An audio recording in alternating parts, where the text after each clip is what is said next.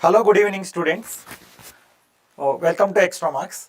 Myself is Ratakonda Sudhakar. See, I am mathematics faculty. See, today we will discuss. Once again, we are in live to discuss, to give you analysis and discussion of JEE Main 2021. Okay, so that is held on today. This JEE Main paper held on today, 27th July, in the morning shift. Okay, now we will give you complete analysis on this question paper, and after that I will give you subject wise analysis. Okay, now so myself is Ratakonda Sudhakar. I am mathematics faculty here. So along with me there is Kishore sir for chemistry and Gautam sir for physics. Okay, now so I will give you complete analysis on this paper. After that we will discuss one by one. So we'll see. So according to me, this mathematics paper is easy, and according to chemistry sir Kishore sir, it is easy to moderate, and according to physics Gautam sir, it is easy to moderate. Now move on to this analysis of mathematics. Analysis of mathematics, we'll see most of the questions are moderate level. There is no any difficult questions. Now some questions are NCERT based. Okay, now we'll move on to the difficulty level of the question paper. So I observed that, so this is the segregation of the questions. One is 24% difficult questions are there, and 40% are moderate questions are there, and 36% are easy questions are there in the question paper, as I observed that. Now we'll move on to the questions. So these are memory based questions. We got these questions from our beloved students. We are thankful to them. So I will discuss most of the questions. Okay, but these questions may or may not be same as question paper. Some there is little bit there is any changes, there may be any changes in options, but overall the concept behind the questions is same. Okay, so let us start our discussion with maths. First question. So this question is from continuity chapter. They given, so this type of questions are asking in every question paper. Say in every question paper is there. Now we will see the solution to this question. See, this question they given that this is continuous at x equal to 0. Find the value of 6a plus b square. Right. Now you can see here continuous at x equal to 0 means it should pass this test. What is that? F of 0 plus, right, f of 0 minus, that means right hand limit is equal to left hand limit, and it is equal to the functional value. What is the functional value? Functional value is at x equal to 0. Right. Now we'll see, I will check one by one. What is f of 0 plus right hand limit? Right hand limit, RHL. So that is, can see, so to check f of 0 plus, we have to take this function. This is the f of 0 plus because x greater than 0. So this function we need to consider. So for this function, what is the limit? Limit extending to 0. Limit extending to 0. This is e power cot x, cot 4x. E power cot 4x by cot 2x is given to us. If you simplify this, limit extending to 0, e power, so I am changing this numerator and denominator by applying formula. 1 by cot x is tan x, so we can write it as tan 2x, and cot 4x can be written as 1 by tan x. So that is tan 4x. Cot 4x can be written as 1 by tan 4x, and cot 2x in the denominator can be written as tan 2x. It will come to the numerator. Right. Now we have one formula, that is limit extending to 0, tan ax by x is equal to a. Right. This is the formula we have. If you apply this formula here, means in order to apply this, I did some changes here. So limit extending to 0, e power, this one I am writing as tan 2x by 2x divided by, this can be written as tan 4x by 4x. Right. This is in the power. This is in the power of e. Now tan 2x by 2x is what? Tan 2x. When I am, right, tan 2x by 2x. Tan 2x by 2x. So I need to, so there is extra term. This is 2x, this is 4x. So I need to multiply and divide with 2x and multiply and divide with 4x here. So on that, at that time this is become 1. So if this is a, then this become 1. Right. So this become 1 and this become 1. We left with limit limit extending to 0, e power 2x by 4x. Right. If you cancel this x, then we left with e power 2 by 4. That is e power 1 by 2. There is no x. So to substitute x value, so e power 1 by 2. That is root e. So what we got? Right hand limit. The right hand limit is root e. Right. Now we have to calculate left hand limit and the functional value. Okay, I will do this in the next page. You can see here the question, left hand limit. This is the given. Left hand limit. This is not equal to 0. This is less than 0. Right. So 1 plus, they given left hand limit. I am taking left hand limit. Limit extending to, for limit extending to 0 minus. What is the function? Okay, limit extending to 0 minus. The question is 1 plus mod sin x power 3a by mod sin x. Right. 1 plus mod sin x power 1 plus mod sin x. 1 plus mod sin x power 3a by mod sin x. Okay, so we are checking at x less than 0 or extending to 0 minus. So at that time, this mod sin x become minus sin x. Right, mod sin x become minus sin x. 1 minus sin x power raised to 3 by minus sin x. So I remove the modulus sign. Depends on x. Now we have to substitute this value. This is limit. We are checking at x equal to 0 minus. So this is limit extending to 0 minus. So substitute 0. You'll get 1 power infinity form. When you substitute x equal to 0 in place of x, right, you are getting 1 power infinity form. 1 power infinity form. So this 1 power infinity, when you get the 1 power infinity form, if the function is in the form of like this, 1 plus f of x whole power g of x, right, limit extending to a. Limit extending to a, 1 plus f of x whole power g of x, if it is 1 power infinity form, that means whenever f of x is 0, if f of x is 0 and g of x is infinity, if this happen, then 1 power infinity form came at that time. So this can be written as e power limit extending to a f of x times g of x. Right, this is the formula we have. This is the formula we have. Whenever f of x is 0, g of x is infinity, so this, right, this equation become 1 power infinity. The limit value is 1 power infinity. So this is indeterminate form. In this indeterminate form, so this is the solution whenever you got 1 power infinity. Now we have to use that formula here. Right. So f of x, what is that? Minus sin x. Minus sin x, e power minus sin x times g of x. G of x is what? 3 by minus sin x. 3 by minus sin x. So this, if you simplify this, means sin x gets cancelled out. So e power 3. So we left with e power 3. What is the left hand limit? So this is f of 0 minus. F of 0 minus. Now we'll move on to f of, what is f of 0? That is functional value. What is f of 0 they given here? Sorry, this is 3a.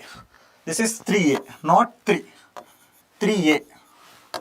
Right. Now f of 0, that is functional value. What is f of 0? F of 0 is b they given. Right, they given that b. Now we have to equate these three. What is that? Right hand limit is root t and left hand limit is e power 3a. So I am equating all the values. What is that? G of 0 plus f of 0 minus f of 0. So these are functional values. This is the functional value. This is the left hand limit. This is the right hand limit. So root e, first one. Second one we got e power 3a and this one is b. Right. This one is b. Now I am equating. What is b? b is equal to root e. Right. b is equal to root e. Right. If you equate these two, means when I am equating first and last, I am getting b is equal to root e. I am equating first two. I am getting, whenever equating like this, e power 1 by 2, e power 3a. So 3a is equal to half. When I am equating first two. So I am getting a is equal to 1 by 6. So they are asking 6a value, that is 1. So 6a, they are asking 6a plus b square. What is 6a here? 6a is equal to 1 and b is equal to root e. So what is the b square? E. Right, b square is e, 6a is 1. So 1 minus e. So first option is the right answer. Right, I hope you understood this. So we have to equate left hand limit and right hand limit and functional value whenever they said the function is continuous at particular point, right? It should satisfy three conditions, means the three values, three limits must be equal: functional value, left hand limit and right hand limit, right? We'll move on to the next question. This one. This question is from the binomial theorem. These type of questions are regularly asking in the JEE Main examination. So it's very easy to solve, right? These are NCERT based questions. Now I'll see solution to this. They given coefficient of x power 7.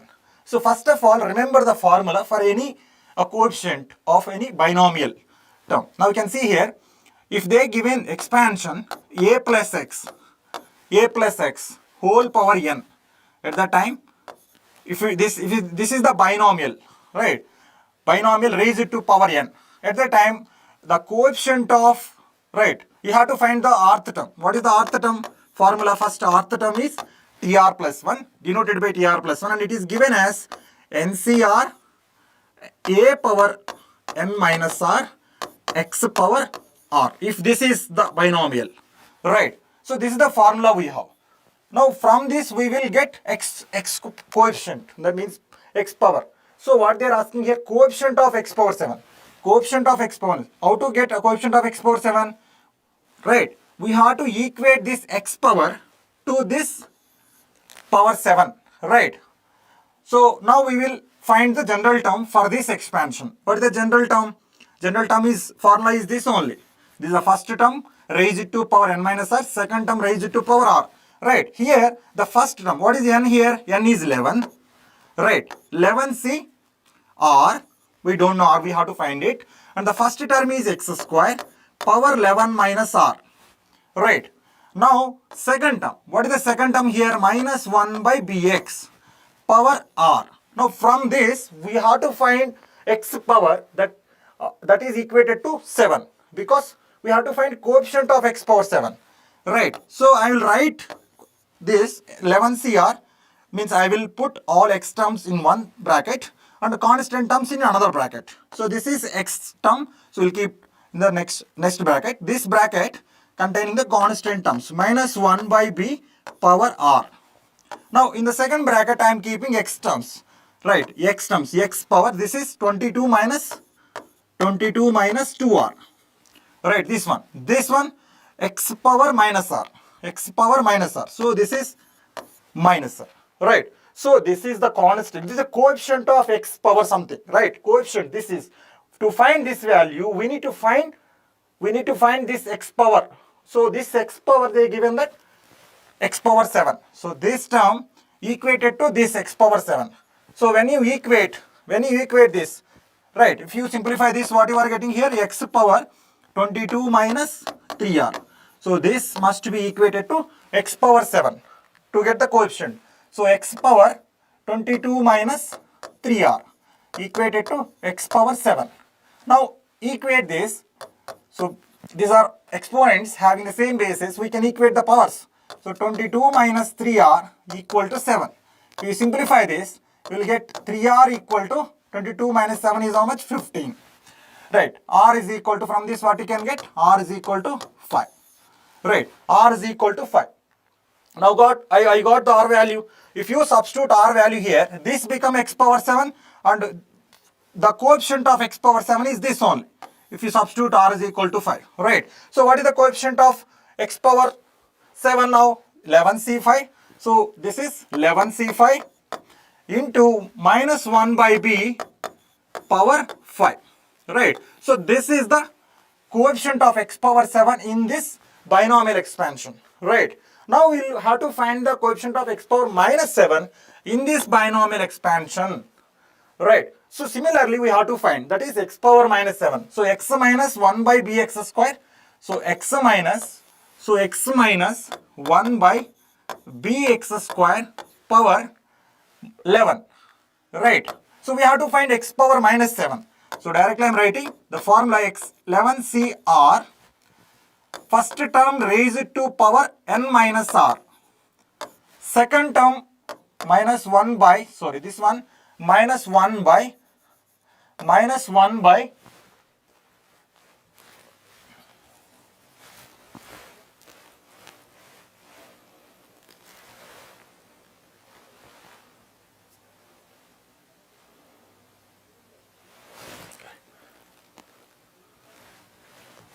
minus 1 by, this is second term. What is the second term here? bx square. bx square power r. Now we have to separate constant terms and x terms. So 11cr x power 11 minus r. Sorry, this one I will write x terms in this bracket. Like 11 minus r. This one minus 1 by x. 1 by x square power r. 1 by x square power r means minus 2r. So I am writing this one. It is x terms in this bracket. X terms in this bracket. Now I am writing the constant term in another bracket. What is the constant term? Minus 1 by b power r. So say I separated here. This is the binomial coefficient 11cr, and this is the x term, and this is the constant term. Now this x power equated to x power minus 7, because we need to find coefficient of x power minus 7. Right, when I am equating this to x power minus 7, then we will get the r value. So when you equate these two bases are same, we can equate the powers. 11 minus 3r equal to minus 7. So 3r equal to 18. R equal to 6. So we got r is equal to 6. Now substitute r is equal to 6 in this, right, in these terms. If you substitute r is equal to 6, 11c6, this become anyway x power minus 7. This is minus 1 by b power minus 7, right. This is, sorry, not minus 1, 6 it is. It is 6 because r is equal to 6. Now this is x power minus 7. Now this is the coefficient of x power minus 7. Right, coefficient of x power minus 7 is this in the binomial expansion of this. Right. Now, so they told that this is equal to this. This coefficient is equal to that coefficient. So 11c5 minus 1 by b whole power 5. So 11c5 minus 1 by b whole power 5 equated to this one. 11c6 minus 1 by b whole power 6. Right. Now if you simplify this, 11c5 is equal to 11c6 because ncr equal to ncn minus r. So this formula, with the help of this formula, we can cancel these two. Now we left with this. What is this? Minus 1 by b power 5. This become minus 1 by b power 5. And because of even power, this become even, means positive, become positive. So now what is left? So b power 6 is equal to b power 5 minus b power 5. So what you can write? B equal to minus 1. B equal to minus 1. So the right answer is B. Right? I hope you understood concept behind this question. So this is just, it is formula based. If you know this formula, TR plus 1 is equal to NCR into a power n minus r into x power r. Whenever this is the binomial expansion. If the binomial term is given, binomial is raised to power n, then this is the rth term of this binomial expansion. Right? So this is very easy question. Next one. We'll move on to this question. This is the question from the probability. Combination with permutation and combination. Now you can see here, find the probability that 2-digit numbers of the form 2 power n minus 2 is divisible by 3. See, first of all, we have to find how many number of 2-digit numbers are there in the form of 2 power n minus 2. Right. So how to find where n belongs to n? So 2 power n minus 2 given. This is the form. Put n is equal to 1. Put n is equal to 1. What you will get? 2 power 1 minus 2. This is equal to 0. This is not 2-digit number. Right. This is not 2-digit number. Not 2-digit number. This is not 2-digit number. This is not 2-digit number. 0 is not 2-digit number. If you put n is equal to 1, what you will get? Sorry, if you put n is equal to 2. If you put n is equal to 2, you will get 4 minus 2. This is also not 2-digit number. Again, if you put n is equal to 3, what you will get? 2 cube 8 minus 2. You are getting 6. This is also not 2-digit number. Now put n is equal to 4. What did it become? 2 power 4, 16. Minus 2. This become 14. This is the 2-digit number. This is 2-digit number. Next, if you put n is equal to 5. Substitute 5 here, 2 power 5. 2 power 5, 32. 32 minus 2. What you are getting? 30. This is 2-digit number. let it n is equal to 6. You are getting 60. 64 minus 2. You are getting 62. So this is also 2-digit number. If you substitute n is equal to 7, if you put n is equal to 7 in this form, you are getting 128 minus 2, that is equal to 126. This is not 2-digit number. This is 3-digit number. This is 3-digit number. So we don't require this 3-digit number. Are you understanding? So we require only 2-digit numbers. Only these three are 2-digit numbers. These only, right? These are 2-digit numbers. These are 2-digit numbers. These are 2-digit numbers. So before this and after this we are getting 3-digit numbers or more than that. Before this we are getting 1-digit number. So how many are 2-digit numbers are there in the form of 2 power n minus 2? There are only 3. Out of these 3 we have only 14, 30, 62 are in the form of 2 power n minus 2. Now out of these 3, how many are divisible by 3? Only 1. Clearly this is 30, right? So 1 out of 3 is the right answer. 1 out of 3. Option D is the right answer for this question. It's very simple question, right? Just you have to write the numbers according to the form. Put n is equal to 1, 2, 3, 4 like that. I hope you understood this. It's a very easy question given in this question paper. Next, we'll move on to this question. This is from trigonometry, right? So it is multiples and submultiple angles, right? Now it's very simple question if you know the formula. What is the formula here? There are sine 2 theta, sine 6 theta. First we'll reduce this, simplify this. So we have the formula sine C plus sine D. That is implies, what is the sine C plus sine D? 2 sine C plus D by 2 cos C minus D by 2. This is the formula we have, right? Sin C plus sin D equal to this. Use this formula for these two terms to reduce the equation, right? Otherwise you can use the formula sin 2 theta, 2 sin 2 theta, 2 sin theta cos 4 theta. We can do like that, but it become complicated. So if you use the formula, then it will reduce, right? Now I am using this formula here for these two terms. What you are getting? Sin 2 theta, sin 6 theta can be written as 2 sin 2 theta plus 6 theta by 2. That is 8 theta by 2. It is equal to 4 theta. Again, cos of C minus D by 2. 2 theta minus 6 theta. That is minus 4 theta by 2 minus 2 theta. Right. So, but cos of minus theta is cos theta. So, due to this, this equation becomes sin 4 theta and cos 2 theta. Now, this term I am writing as it is. I am not changing. Cos 4 theta. Right. Now we use the formula. What is the formula? Now they are not given cos 4 theta, sin 2 theta here. They are not given. Right. But we can find these values if you do some changes here. So I am doing squaring on both sides to get sin 2 theta.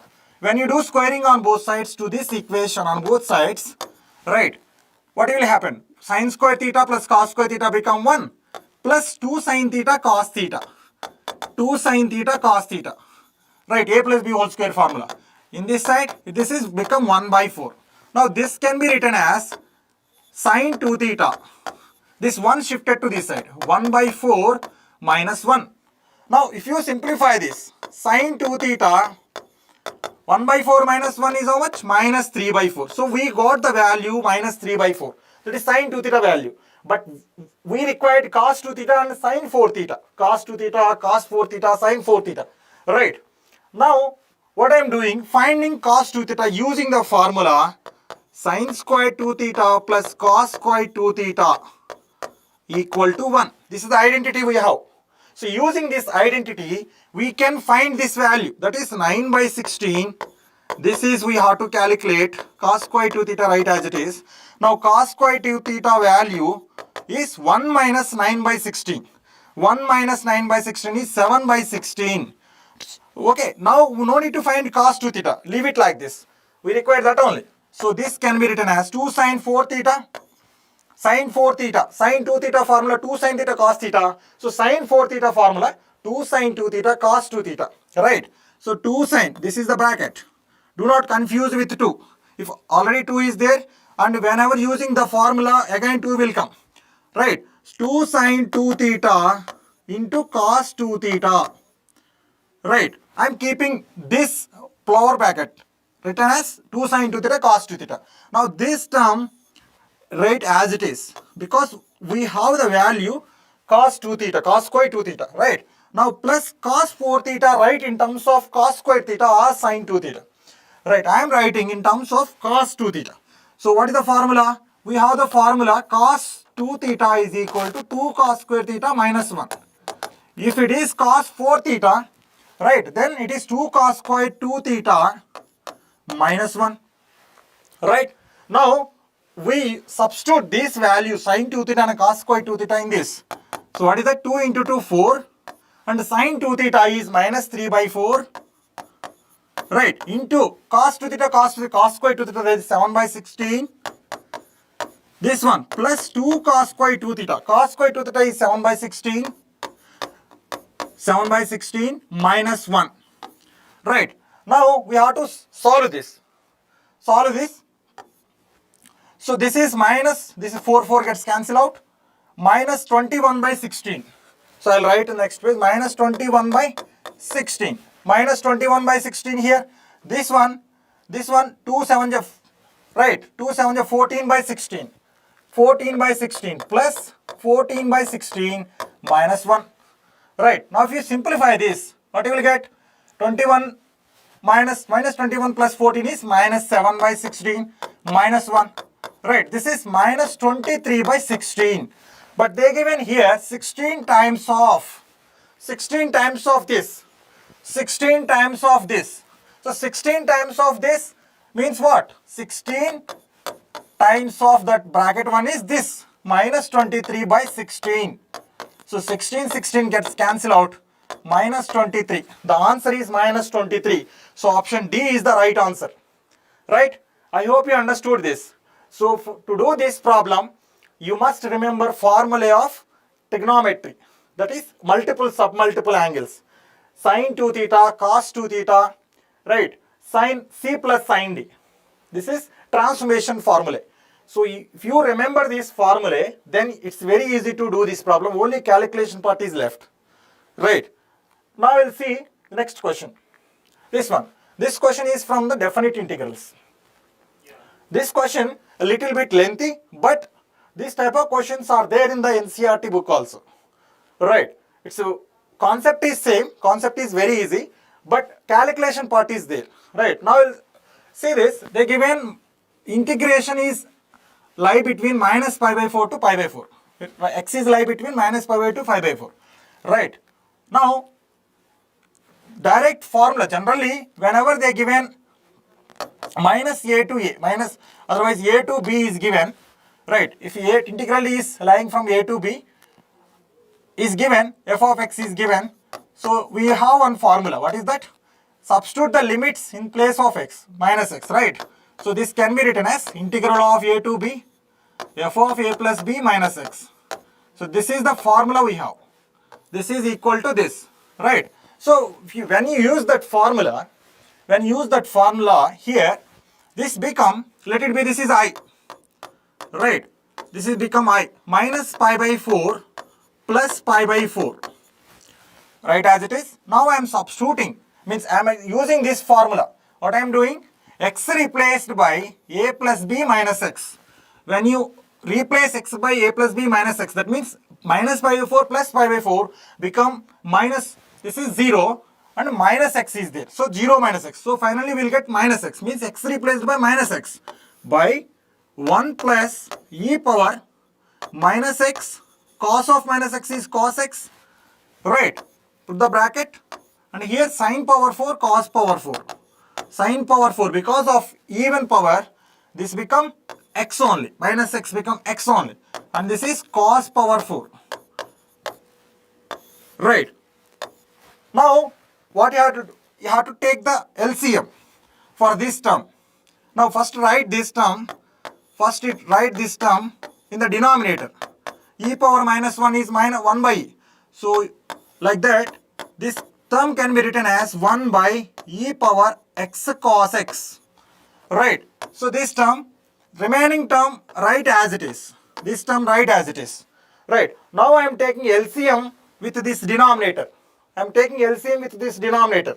So 1 by this become like this. Minus pi by 4 to pi by 4. Minus pi by 4 to pi by 4. This become e power x cos x. E power x cos x divided by e power x cos x plus 1 times this bracket 1 comes as it is. Sin power 4x plus cos power 4x, right as it is. Now we can see, now what I am doing, adding plus 1 and minus 1. Adding plus 1 and minus 1. When you do like that, this become minus pi by 4 to pi by 4, right as it is. Right. This term, it's when you divide with the denominator, each of these terms, right, this become 1 minus 1 by e power x cos x plus 1 times sin power 4x plus cos power 4x. Right, we left with this term. Now, can see already we assume this is integral is I. Now, this is also I. So, shift it to one side. This become 2I. Integral minus pi by 4 to pi by 4. Right. Now, here, sin power 4x plus cos power 4x. This term will come here. This term will come here. Sin power 4x plus cos power 4x. This term not cancelled, na? It's not cancelled because we have only this term here and this term is there. When you cancel denominator with the first term, only this term gets cancelled. This term is there. Now this become I and this become like this. Now we left with 1 by sin power 4 x plus cos power 4x. Right. I hope you understood till now. Now we'll see this one. It's a very standard format. Whenever the function is in the form of 1 by even powers of sin x and cos x is given, at that time what you have to do? Divide, multiply with secant square x in the numerator denominator. Multiply with secant square x. First we will remove this, right, reduce the limit. Reduce the limit. If you substitute, use this formula. What is this? Minus a to a given, and this is f of x dx is given. If f of x is an even function, then we can written as, f of x is an even function, we can written as, this is I, let it be I. At that time we can written as 2 times of 0 to a f of x. Whenever f of x is an even function, right? We can write like this. Use this formula. Use this formula to simplify this. So what you can write? This is an even function because if you replace x by minus x, we are getting the same function, right? F of minus x is, if f of minus x is f of x, then at that time we will say that that function is even function. So same thing happening to this function also. This is an even function because when you replace x by minus x, we are getting the same function, right? So that's why we can write, so using this formula, we can write this one as 2 times of integral 0 to pi by 4, 1 by sin power 4x, right? Sin power 4x plus cos power 4x dx. Clear? Now we have to solve this. This is in the form of 1 by sin power nx plus cos power nx. Whenever n is even, we will use there is some standard format. Whenever it is in the form of like that, you have to multiply and divide with secant power 4x, right? Secant power 4x. If you multiply, this 2 gets cancelled here. If you multiply and divide with secant power 4x, this becomes secant power 4x in the numerator. That I am writing as secant square x into secant square x written as 1 plus tan square x. Right. So these are from identities. Secant power 4x. I am multiplying with secant power 4x in the numerator. 1 secant square x are written as it is. 1 secant square written as 1 plus tan square x. Now here, when you multiply with secant square x in the denominator, this become tan power 4x. And this become 1 dx. Right. I hope you understood till now. Now you can see this one. So this one, it is, if you take tan x is equal to t, if you take tan x is equal to t, what it becomes? If you take tan x is equal to t, tan x is equal to t, it become, means when you do squaring, differentiating on both sides, secant square x dx is equal to dt, right? Secant square x dx is there. So this term can be replaced by dt, and this can be written as 1 plus t square by 1 plus t power 4. Now we have to change the limits. Change the limits. Whenever x is equal to, x lie from 0 to pi by 4, right? At that time, this is the function. Whenever x, right? Whenever tan x is t, then we have to change the limits according to this, right? Substitution.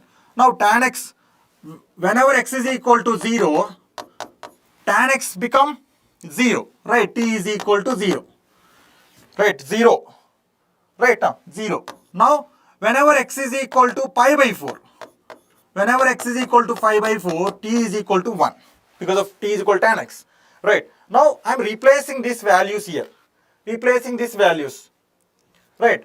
I will use the space here. Now you can see this one, I will use the space here. This one can be written as I is equal to 0 to 1, right? Now you can see here 1 plus secant square x dx is a dt, and 1 plus t square by 1 plus t power 4. 1 plus t square by 1 plus t power 4. So this is we got finally.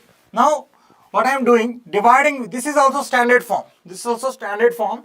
We can convert this into the known form like this by dividing t square. When you divide with t square, this become 1 by t square plus 1. Right, when you divide with t square in the numerator denominator, t square plus, right, this become 1 by t square. Right, when I am dividing t square in the numerator, 1 by t square plus 1. And here 1 by t square plus t square. 1 by t square plus t square written in the reverse order. Right, dt.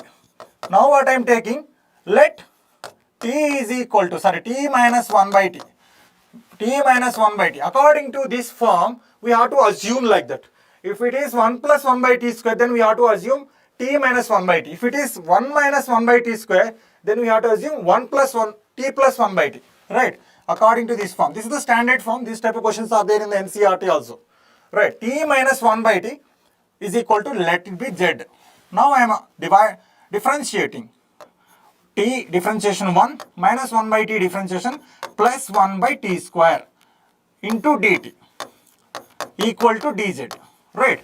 Now I am replacing again. So whenever t is equal to 0, if you substitute here, then at the time, whenever t is equal to 0, at the time z is equal to become minus infinity. You can see more than 0. We are keeping more than 0, 0 point something. When you keep 0 point something here, this become minus 1 by 0 point something. So it is tending to minus infinity. So this is the limit concept. Tending to z, tending to minus infinity. Again, whenever t is equal to 1, this becomes 0. Right. Now I am solving this. This is minus infinity, this is 0. So this become 1 plus 1 by t square is dz. This is 1 by, this is dz. Now this part, when you do squaring on both sides, what you will get? If you do squaring, t square plus 1 by t square minus 2 is equal to z. So we require 1 t square plus 1 by t square. So z plus 2. This become z plus 2. Z plus 2, z square plus 2. Z square plus 2. Plus 2 written as z square root 2 whole square. Right. Now this is in the form of 1 by a square plus x square. 1 by integral of 1 by a square plus x square. Integral of 1 by a square plus x square dx. The formula is 1 by a tan inverse x by a. 1 by a tan inverse x by a. This is the formula we have from integration, from indefinite integrals, right? So use the same formula here. 1 by a means 1 by root 2. 1 by root 2. Tan inverse of x by a. What is x here? Z. By a. A is what? Root 2. Substitute the limits. What is the limit? Minus infinity 0. Now this become 1 by root 2 constant, right, as it is. Tan inverse 0, upper limit. Substitute upper limit. Tan inverse 0 becomes 0. Minus tan inverse of minus infinity. What is tan inverse of minus infinity? minus tan inverse infinity. At the time it becomes plus tan inverse infinity. Tan inverse infinity is pi by 2. So this become pi by 2 root 2. Right. So this is the answer to this question. Right. It has multiple steps. Multiple stages are there in this question. But concept is very simple if you remember formula. So formula is very important to solve this problem. It's very it's moderate question, but if you moderate question not difficult. If you can solve this, if you remember the formula and if you do fast, right? I hope you understood this. Now we'll see this question. This question is from quadratic equations. Quadratic equations. See this one, they are asking, they given quadratic equation and asking for alpha power 8 plus beta power 8, where alpha and beta are roots of this equation, right? Now you can see here, first we will calculate alpha plus beta. That is, we know sum of the roots. What is sum of the roots? Sum of the roots is minus b by a. Minus b by a means minus, this is 20 power 1 by 4. Now, what is the product of the roots? The product of the roots is c by a. C by a means root 5. A is 1. A is coefficient of x square. Now, what we required alpha power 8, beta power 8. Now we can reduce like this. This is alpha power 8, beta power 8 can be written as alpha power 4, right? You can written like this. Alpha square whole power 4. Alpha square whole power 4. Alpha square, sorry, this one alpha power 4 whole square plus beta power 4 whole square. We can write like this. So this is in the form of a square plus b square. Again we can reduce, right? Now if you reduce this, what it happen? This is become alpha power 4 plus beta power 4 whole square minus 2 alpha beta whole power 4. Right, this step become like this.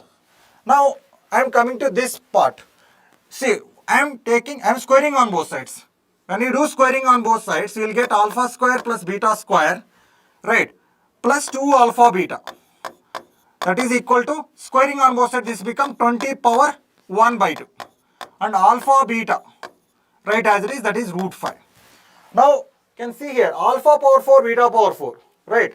Again we have to, so substitute this value. What is this value? Alpha square plus beta square. This is alpha beta is root 5, 2 root 5.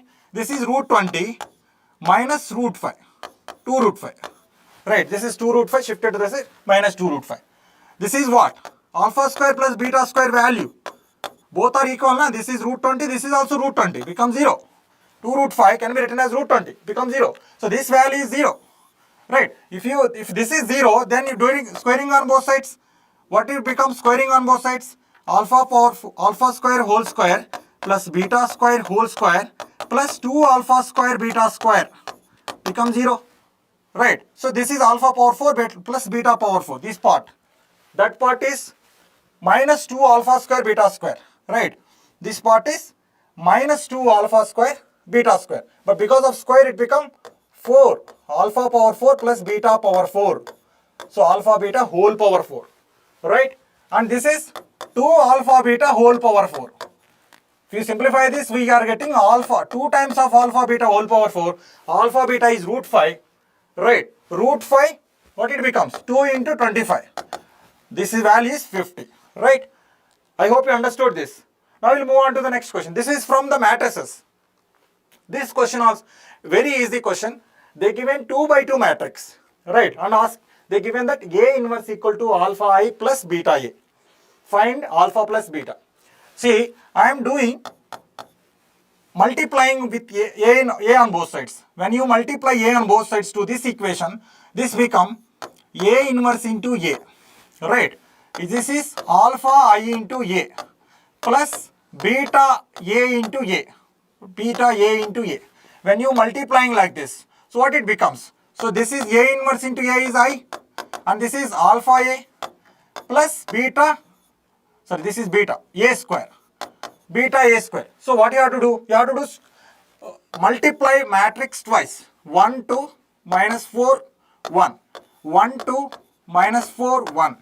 So if you multiply this, what you are getting? 1 into 1, 2 minus 4 minus 8, 1 into 2, 2, 2 into 1, 2, right?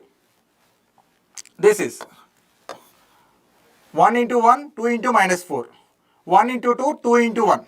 Again, you have to do for second row, first column. Second row, first column is minus 1, minus 4. Minus 4 into 1, 1 into minus 4. Again, second row, second column. Minus 4 into 2, minus 8. And 1 into 1, 1. Right, this is we got. This is minus 7, 4, minus 8. And this is minus 7. Right, we got this one. So if you substitute that values here, this is 1001. And this is alpha multiplied with A. Alpha, 2 alpha, minus 4 alpha, alpha. Right. This is alpha part, this is the alpha A part. Beta A square value become minus 7 beta, 4 beta, and this is minus 8 beta, minus 7 beta. Right. We require only 2 out of this. Right. 1 equal to, I am equating this term. So alpha plus alpha minus 7 beta. Right. Second one is 0 equal to 2 alpha plus 4 beta. 2 alpha plus 4 beta. So alpha, this is from this what you can get? Alpha equal to minus 2 beta. Substitute here. Alpha equal to minus 2 beta means minus 9 beta. Right. So beta equal to minus 1 by 9. What we required? Alpha plus beta. Alpha plus beta. Beta equal to minus 1 by 9. Alpha equal to 2 by 9. Adding this, you will get 1 by 9. First option is the right answer. Right. I hope you understood. It's very easy question based on matrices. Now this one. This is also a very simple question. Just it is, when you substitute x is equal to 2, we are getting 0 by 0 form. 0 by 0 form clearly. So when you get 0 by 0 or infinity by infinity, we use the L'Hopital rule. What is the L'Hopital rule? Differentiate the numerator and denominator separately. After that, you have to substitute x value. Right. When you differentiate numerator, f of 2 constant you can keep outside and x square differentiation is 2x. Minus 4 constant keep outside. F of x differentiation is f dash of x. Divided by x minus 2 differentiation 1, x differentiation 1 minus 2 differentiation 0. Now substitute limit value. What is the limit value? 2. Substitute 2. So when you substitute 2, it will become 4. And here 4 f dash of 2. And the denominator is 1. So substitute these values, you will get the answer. That is 4 f of 2 4. So 16 f dash of 2 1. So answer is 12. Right. So C is the right answer for this question. Very simple question based on limits. Now I'll see this one. This is from vectors. Vectors. Very simple question again. You can see we have to remember formulate for this. What is the formula here? Cross vector of, right, triple vector. A vector product of 3 vectors. Vector product. A cross B cross C given. A cross B cross C given.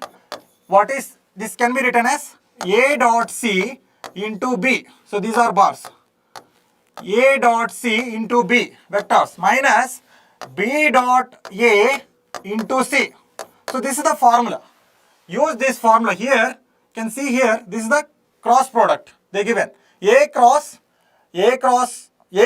bar minus B bar cross B they given. So when I am using this formula, you can see this is in the form of B cross C and outside A. Now use the same formula here. A dot C. C means last vector. And the middle vector is A bar minus B bar. So A bar minus B bar, right, as it is.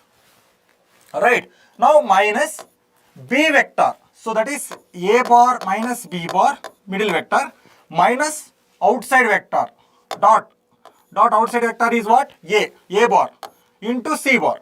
Into C bar outside. This is B bar. Right? I hope you understood this. So it's use this formula to solve this. It's very simple. Right? Now if you simplify this, what you will get? I am doing dot product with this vector. A bar dot B bar, A bar minus B bar. Right? A bar dot C bar, A bar dot B bar into A minus B. Again, minus middle vector A minus B, outside vector dot A into B. Correct. Now you can see this one. So this is A dot B, here also A dot B. Right, this is constant. This is constant.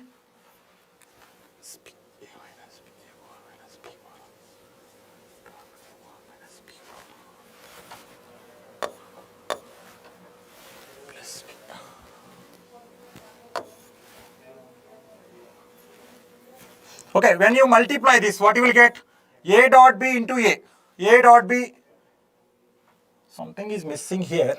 A dot B into A. Okay, we will keep like this because this is constant, and you multiply with this A bar plus B bar.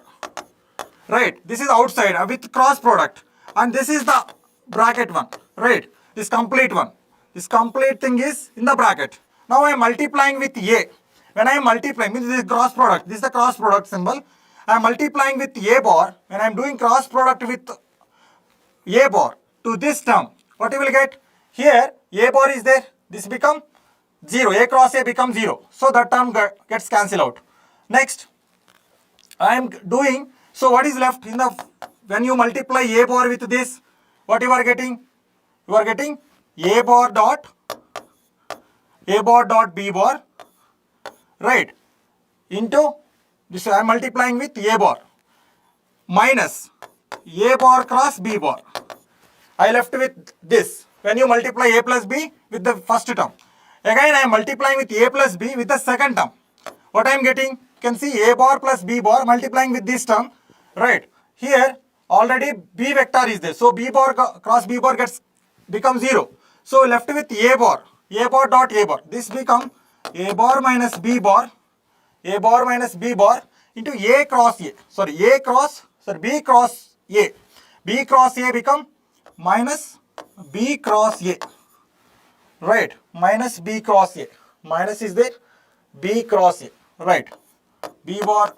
So this is into, it is into. Now A cross B, this is B cross A. Right, A cross B. So this is minus A cross B can be written as B cross A. B cross A common from both. What is left? A dot B. Right, A dot B minus A minus B. So this is we left. This is we left with this. Right. But this is the concept behind this question. Okay. So we will get first option. Okay. We'll see the next thing. This one. This is question from the differential equation. This is also very simple question. So first of all, we have to simplify this part. Use the formula sin C plus sin D. Sin C plus sin D. What is the sin C plus sin D?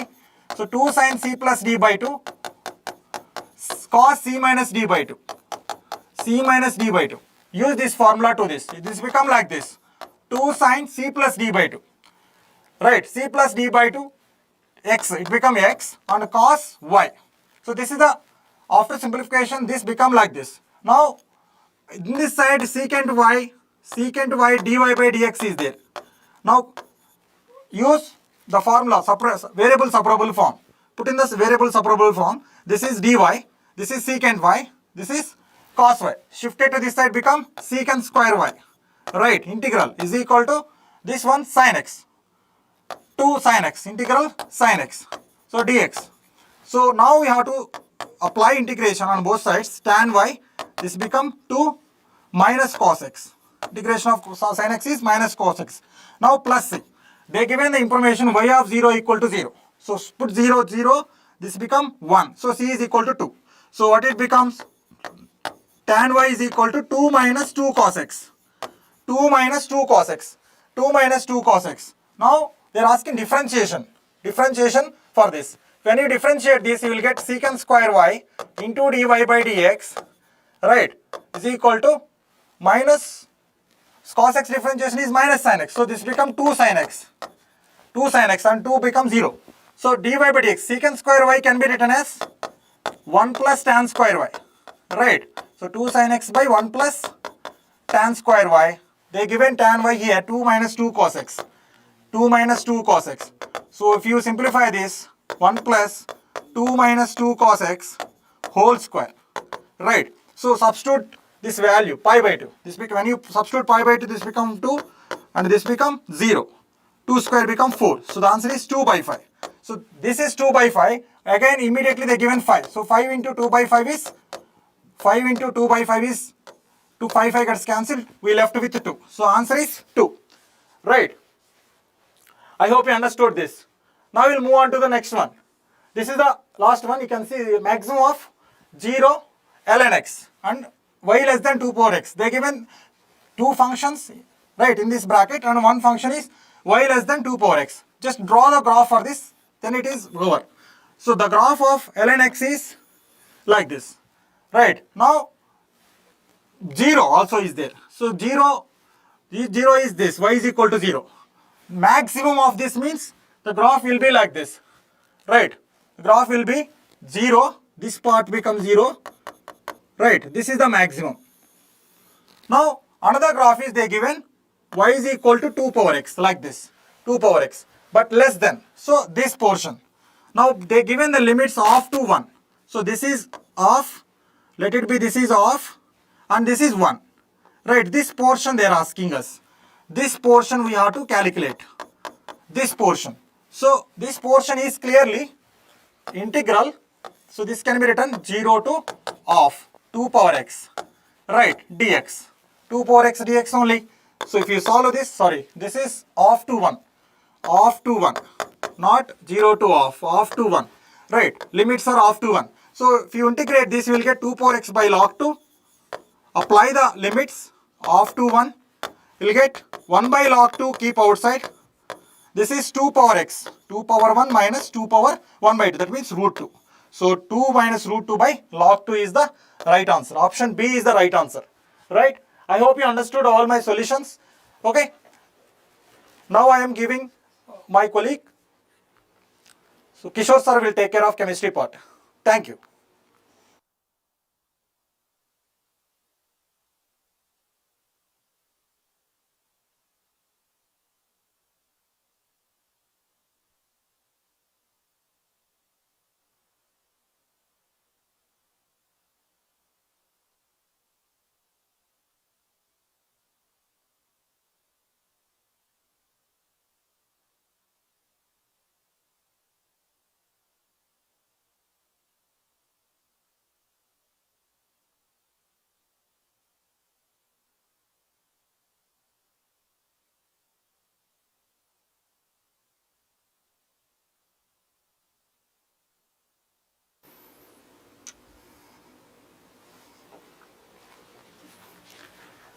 So hi everyone, my name is Kishore and I'm sure you guys were having a keen observation on the analysis done by our beloved sir Sudhakar sir, and now myself M Kishore and I'm going to discuss about the chemistry analysis. So let's get into the chemistry analysis quickly without wasting any time.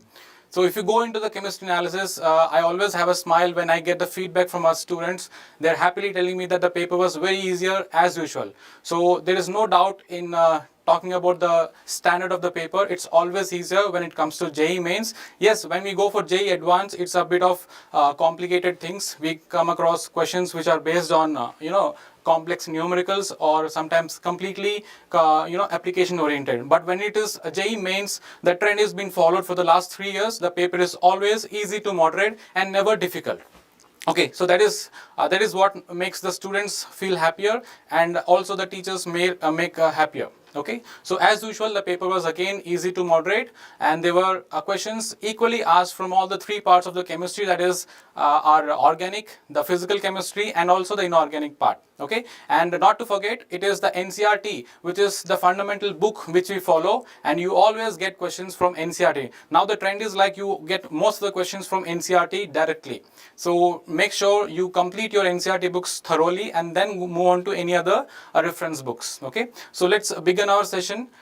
If you come across the analysis, if I have to do the analysis on class wise, it is slightly the questions which are asked from the 12th chapters, the 12th class are a bit more when compared to 11. So here it's a very important thing to be noticed is we should never neglect the 11th part, because we have a considerable number of questions which are being asked from the 11th syllabus. Especially you get a lot of questions from physical chemistry of 11. So make sure that you are revising the 11th syllabus before getting into the exam hall. Okay, However, the 12th syllabus is in your hand. It is the 11th syllabus which has to be practiced thoroughly, at least by looking at the numericals or the formulas which are there at the end of each chapter. Okay, yeah. So, and if I go into the difficulty level, as usual, as I've told you, the paper was easy to moderate. Obviously, the number of questions which were asked in easy and moderate level were easier.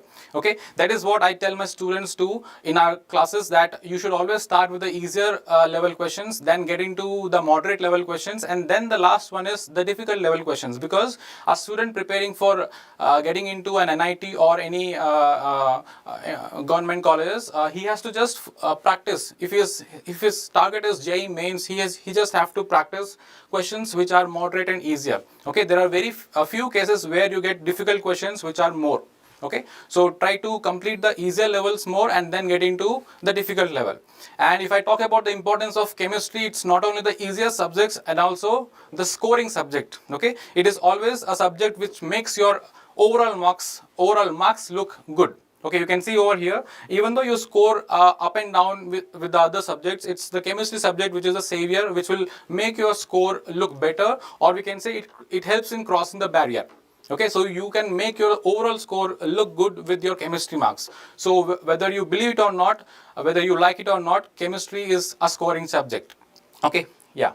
So it's if I have to make an analogy of my chemistry subject, I would say it's same like a player who is just like a player like MS Dhoni, who makes the overall score look good and available for winning. So this is how our chemistry plays an important role. So chemistry is something which will make our score look better and which is above par. Okay, so do not neglect chemistry. It's going to give you a good marks overall. So starting with the analysis, my first question which I'm going to discuss is, the question is, what is the CNC bond angle in trimethylamine? So the molecule which has been selected here is trimethylamine. So this is again a very easier question. If you can find it out that it is from the molecule from chemical bonding. So it is based on a very simple topic called as the repulsions. So the bond pair repulsions, lone pair bond pair repulsion, nothing but the VSEPR theory.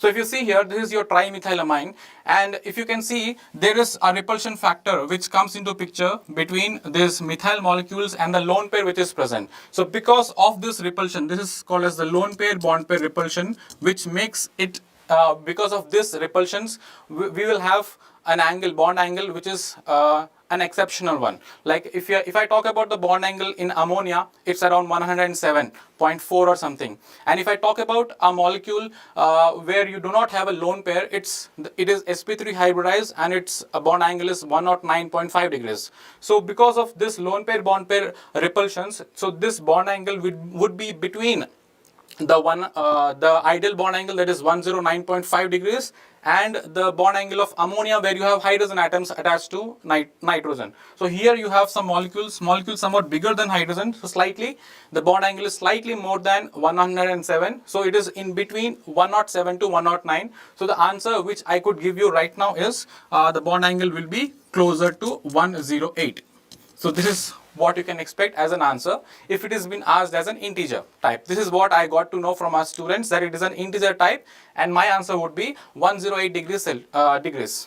Okay, so this is an easier one. You don't have anything to apply over here.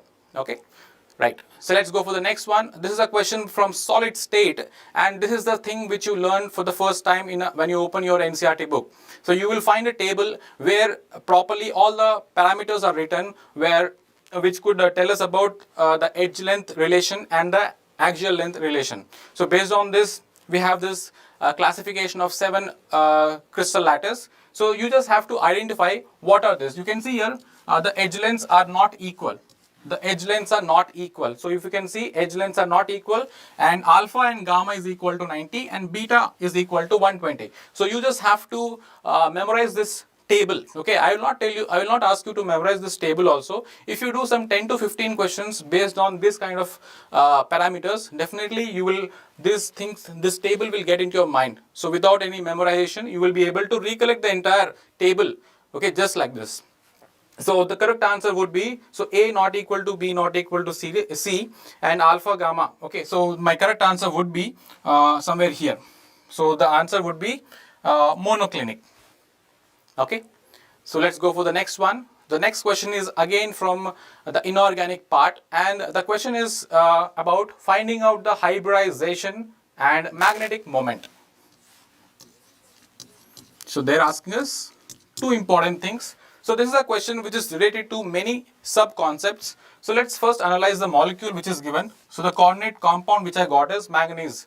So here if you can see, first you should know two things, that this manganese here is in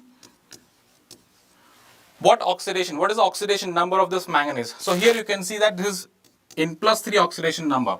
Okay, and the chlorine, the ligand which is attached to this metal ion, is a weak field ligand. Why we call this as weak field ligand? So this is a question based on your CFSE. Okay, so this crystal field stabilization energy. So when we come to chloride ions, the ligands, the chloride ions or the halide ions are considered as weak field ligand because their pairing capacity is lesser when compared to the stabilization energy. So the pairing capacity is lesser when compared to the CFSE energy which they have. So because of which they will not pair up, and they are called as weak field ligand. So after knowing these two important factors, that the ligand is weak field ligand and the central metal ion is with +3 oxidation number, we can easily write down which orbitals are empty and etc. Okay, so let's first write down. So first let me know what is the configuration for manganese. For manganese is 25, and you can write down the electronic configuration as you can write down this as so 3D, okay, 3D 5 4s2. okay, this is what I can write down. 3D 5 4s2 is my configuration of manganese. So +3, so what will be the electronic configuration of this? It would be 3D 4 4s0, and don't forget the other empty orbitals, that is 4p and 4d. So this is the electronic configuration of manganese +3. Okay, so if you can observe clearly, there are 6 ligands which are available, which will occupy 6 empty orbitals. It means this will undergo what kind of hybridization? It will undergo sp3d2. So there is one s orbital available and 3 pr orbitals available, and it will use 2 more orbitals from d, and it will undergo sp3d2 hybridization. So this is one answer we got. So the hybridization is sp3d2. Why did we get to know that there is no pairing? So that is the most important point. And why there is no pairing? Because of the chloride ion, which is a weak field ligand. Okay, so one answer is ready for us, that is the sp3d2 hybridization. What else we can say? The next thing which you can notice is you have 3d4 here.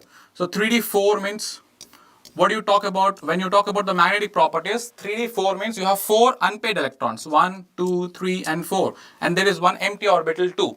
So there are number of unpaired electrons are 4. Okay, so whenever the unpaired electrons are not equal to 0, it can be called as a paramagnetic substance. So this is a paramagnetic. So it is paramagnetic in nature, not diamagnetic. If the number of electrons are 0, then it is diamagnetic. So it is paramagnetic in nature, and the number of electrons, unpaired electrons, are 4. So using which I can actually tell the spin magnetic moment. How can you calculate the spin magnetic moment by using the unpaired electrons? It is, the formula is mu s is equal to √n into n plus 2 Bohr magneton. So this is the formula that we use to calculate the spin magnetic moment. Okay, so they're asking us the hybridization, which I have already answered. Its nature is paramagnetic, and I'm going to answer what is its magnetic moment. So what is its magnetic moment? You just have to substitute the n value, that is 4 into 4 plus 2 Bohr magneton. So on solving this, you get your answer, which will be approximately equal to 4.89. Okay. So this is what your answer would be by solving it completely. So the hybridization is sp3d2 paramagnetic, and the value is 4.89 Bohr magneton. So now I'm going to give a small trick how to, just looking at the number of unpaired electrons, you will be able to tell the spin magnetic moment values. So you just have to remember this table. Okay, this table is going to help you a lot. See, whenever you have the unpaired electrons as 1, so just look for the answers in the options. So wherever you have the option starting with 1 point something, that is your answer. Okay, so the unpaired electrons are 1, so 1 point something. Unpaired electrons are 2, 2 point something. Unpaired electrons are 3, 3 point something. 4, 4 point something, 5, 5 point something. So this table actually helps you. You don't have to remember this table also. How you are going to remember? Just remember that mu is equal to root over n into n plus 2.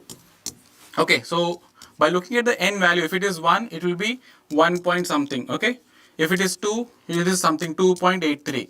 If it is 3, it is 3 point something. So indirectly you are able to calculate. So there are some questions where they give you the mu value and they ask you the n value. So just look at this value. It is starting with 2, it means 2 unpaired electrons. Starting with 3, 3 unpaired electrons. So you don't have to calculate also. Okay, right.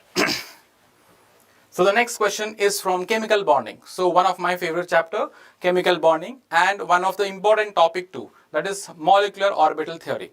Okay, so here we always get a question on bond order. So basically, how do you approach this question? The classic way of approaching this question is they're asking us to find out the bond orders for this multi-atomic molecule. Okay, so we have to find out the bond order for carbon monoxide and for NO plus. So the classic method is you will first write down the molecular orbital configuration like this, depending upon the number of electrons. You know that there are two different ways in which the order can be written for greater than 14 and less than or equal to 14. So the number of electrons in carbon monoxide are how many? It is 6 plus 8, that is 14. Okay, 14, and for NO plus also it is 14.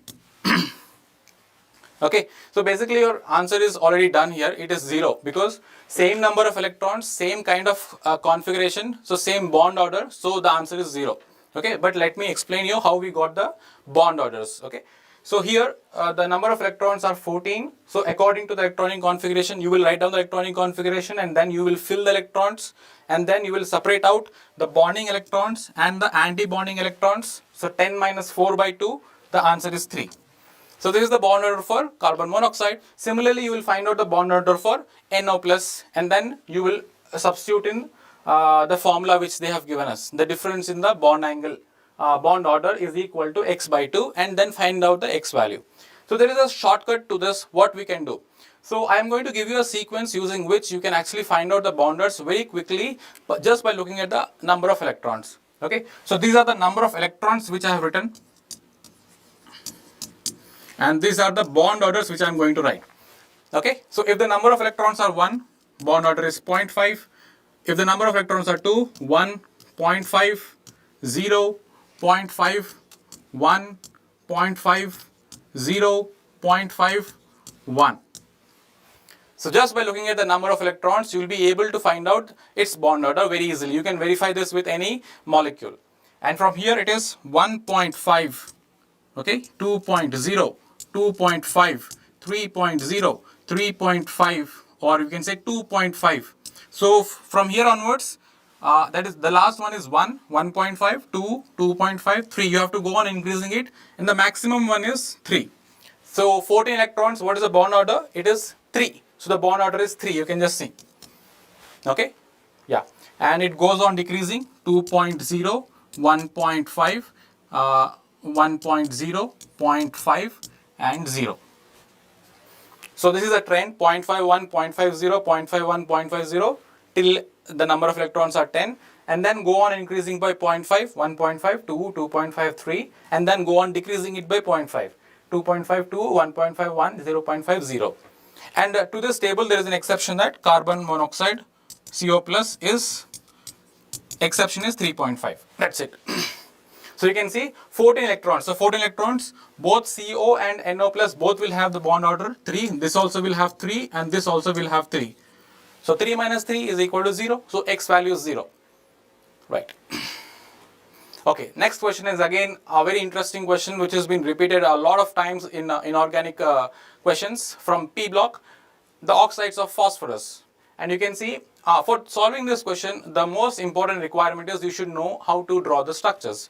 If you do not know the structures, you will get wrong answers. If you follow the basic method of finding out the oxidation number, you will get a wrong answer because there are some POP bonds and etc. Okay, so for this we need the information about the structures. Okay, so these are the structures. This is the structure of H2PO7, H4P2O7, and you can see what will be the oxidation number of P here. See, this part is -1, this part is -1, this part is -2, and this part is minus 1. So the oxidation number of phosphorus will be plus 5. So this is how you can find out the oxidation number of phosphorus through the structure. Okay, so this is also plus 5, this is also plus 5. Okay, next go for H4P2O6. So this will have a contribution of minus 1, and this is minus 2. So the oxidation number of phosphorus will be exactly opposite of this. So it means plus 4. Okay, and the last one H4P2O5. So minus 1 from here, okay, minus 1 from here and minus 2 from here, okay, minus 2 from here and minus 1 from here and plus 1 from here. So this is plus 3. So basically the question is what, tell me the oxidation numbers. So this is plus 5, okay, this is plus 4 and this is plus 3. So my answer is done. So the question is done, but they can also ask you about the oxidizing capacity, or they can also ask you about the acidic nature. So remember that acidic nature, suppose if I say acidic nature A, B and C, okay, if they ask you the acidic nature order, the answer would be all oxidizing capability. Then higher the oxidation number, more is the oxidizing capability, more acidic in nature. So it will be A, B, C, decreasing order. Okay, they can also ask you questions based on reducing capability. So reducing capability, you have to look for a hydrogen which is connected to the metal atom. So you do not have any hydrogen connected to the metal atom over here. No hydrogens connected to the metal atom over here. But you have hydrogens connected to the metal atom over here. The non-metal atom here. Okay. So these hydrogens are responsible for its reducing nature. So among all the three, this is the molecule which could be a reducing agent too. So the question is about oxidation numbers, that is plus 5, plus 4 and plus 3. Okay, so the next question is from organic, that is from your 12th syllabus, and from the last part, that is aniline, or you can say this could be a question from your general organic chemistry too. So the question is based on the basic nature between aniline, okay, aniline, okay, which has a lone pair over here, and acetamide.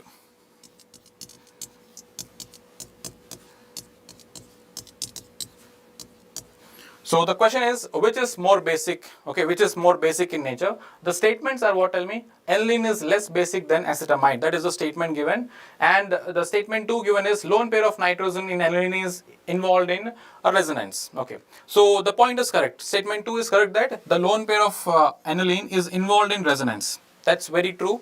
And we also have lone pair of ammonia, NH2, which is involved in resonance over here. So if you can see, which will be more basic? So which will be more basic? Basicity is described on the way they donate electrons. Okay, lose basicity, the way they lose electrons or the way they donate electrons. So donating capability, the way they are donating electrons will depend upon their availability. And if you can see over here, this lone pair of electrons are involved in resonance. So since they are involved in resonance, they are less available for donation. Since they are less available for donation, we can say aniline is less basic than acetamide. Okay, so statement 1 and 2 are correct. So the availability of the electrons will tell us about the basic nature of that molecule. Okay, right. So that was a question from organic. So we have one more question from surface chemistry, that is based on, from whenever there is a question from surface chemistry, the first topic that we can choose is the isotherm graph that we have, the Freundlich isotherm graph. Okay, you might have come across this graph, which will tell us about the amount which is getting adsorbed with respect to the pressure that is applied. Okay, and the expression that we have, that we know is x by m is equal to k into p power 1 by n. K into p power 1 by n. So they are asking us to find out when pressure is increased by 2 times. When pressure is increased by 2 times and the concentration becomes 64, find the value of n. So they are asking us the value of n over here. Okay. So the points to be noted is, let's say this is equation 1 and equation 2 is nothing but it has been shown that the concentration of the adsorbed material is 64 times. It means 64 times x by m. 64 times is equal to K into pressure. When the pressure is doubled, it means 2p power 1 by n. So let's say this is equation 2. So when you divide equation 2 by 1, what do you get? It is 64, this gets cancelled, this gets cancelled, K gets cancelled, P and P also gets cancelled. What is left over is 64 is equal to 2 power 1 by n. This is what we get. And this is a very easier way to identify. So we can easily identify what will be the n value. Or we can find out what will be this 1 by n value. So this 1 by n value will be equal to 6. 2 power 6 is 64, right? So 1 by n is equal to 6. So if the question is regarding integer type, then this is your answer. So the value of 1 by n is 6, or the value of n is 1 by 6. Okay, right. The next one. So this is a question from your S block elements, and this is a question based on what you can say, the anomalous properties of lithium. So what are they asking us? There are two statements, and the first one says that the halides of lithium are covalent, okay, and they're asking us, the second statement is lithium has higher polarizing power. So let's see whether both of them are true or wrong, okay. So when we talk about lithium, let's say I am taking lithium chloride and sodium chloride, okay. So when we talk about their ions, ionic size, lithium is a very smaller ion when compared to Cl minus, and Na plus is slightly bigger ion when compared to Cl minus.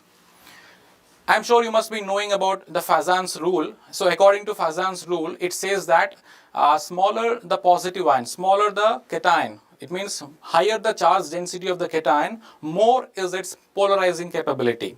It means, what is this polarizing capability? The power with which it can pull the electron cloud towards itself. So this positive, the lithium ion, which is positively charged, which is highly densely positively charged, has the capability of pulling the electrons towards itself. Okay.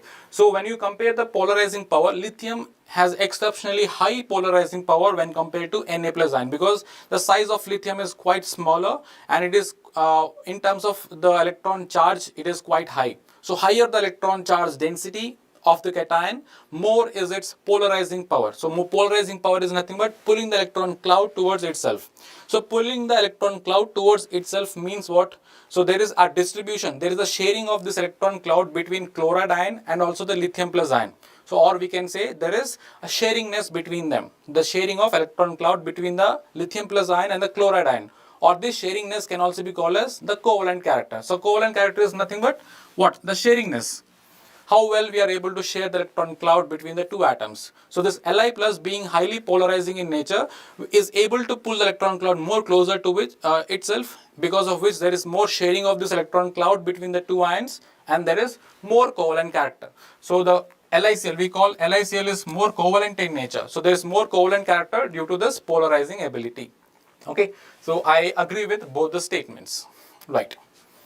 Next one. So next statement is a basic thing which you are learning. So most of 9th or 10th student going students also could answer this question. Okay, so the statement is that Rutherford's model, the Goldfield model, could not explain the hydrogen spectrum, obviously, right? So hydrogen spectrum is something which is completely based on the line spectrum. We call it as a line spectrum, and wherever we come across the Rutherford's model, which is based on the continuous spectrum.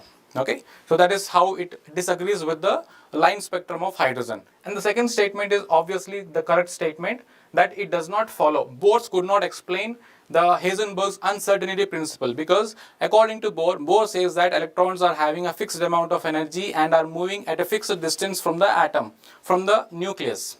Okay, so he talks about a fixed distance and a fixed energy. But what does Heisenberg says? It is impossible. He says his concept is based on orbitals, not on orbits, and he says we can only find out the probability of finding electron around the nucleus, not a fixed path. So we cannot find out the trajectory of the electron around the nucleus. It's impossible according to Heisenberg. Okay, so it means both the statements are true according to me. Okay, let's move to the next one. The next question is again from organic chemistry, and that too from the part called as GOC, the general organic chemistry, where you learn about the isomerism. So when you learn about isomerism, you come across stereoisomerism, and there is one peculiar stereoisomer called as conformers, or they are also called as rotamers. So the question is the staggered and the eclipse form of ethane are. Okay, and the options were actually given as enantiomers, optical isomers, diastereomers, mirror image, and there was one option called as rotamers. The correct answer is rotamers. Rotamers are nothing but conformers. configurational isomers, conformers, okay, which differ in their spatial arrangement of atoms because of the restricted rotation.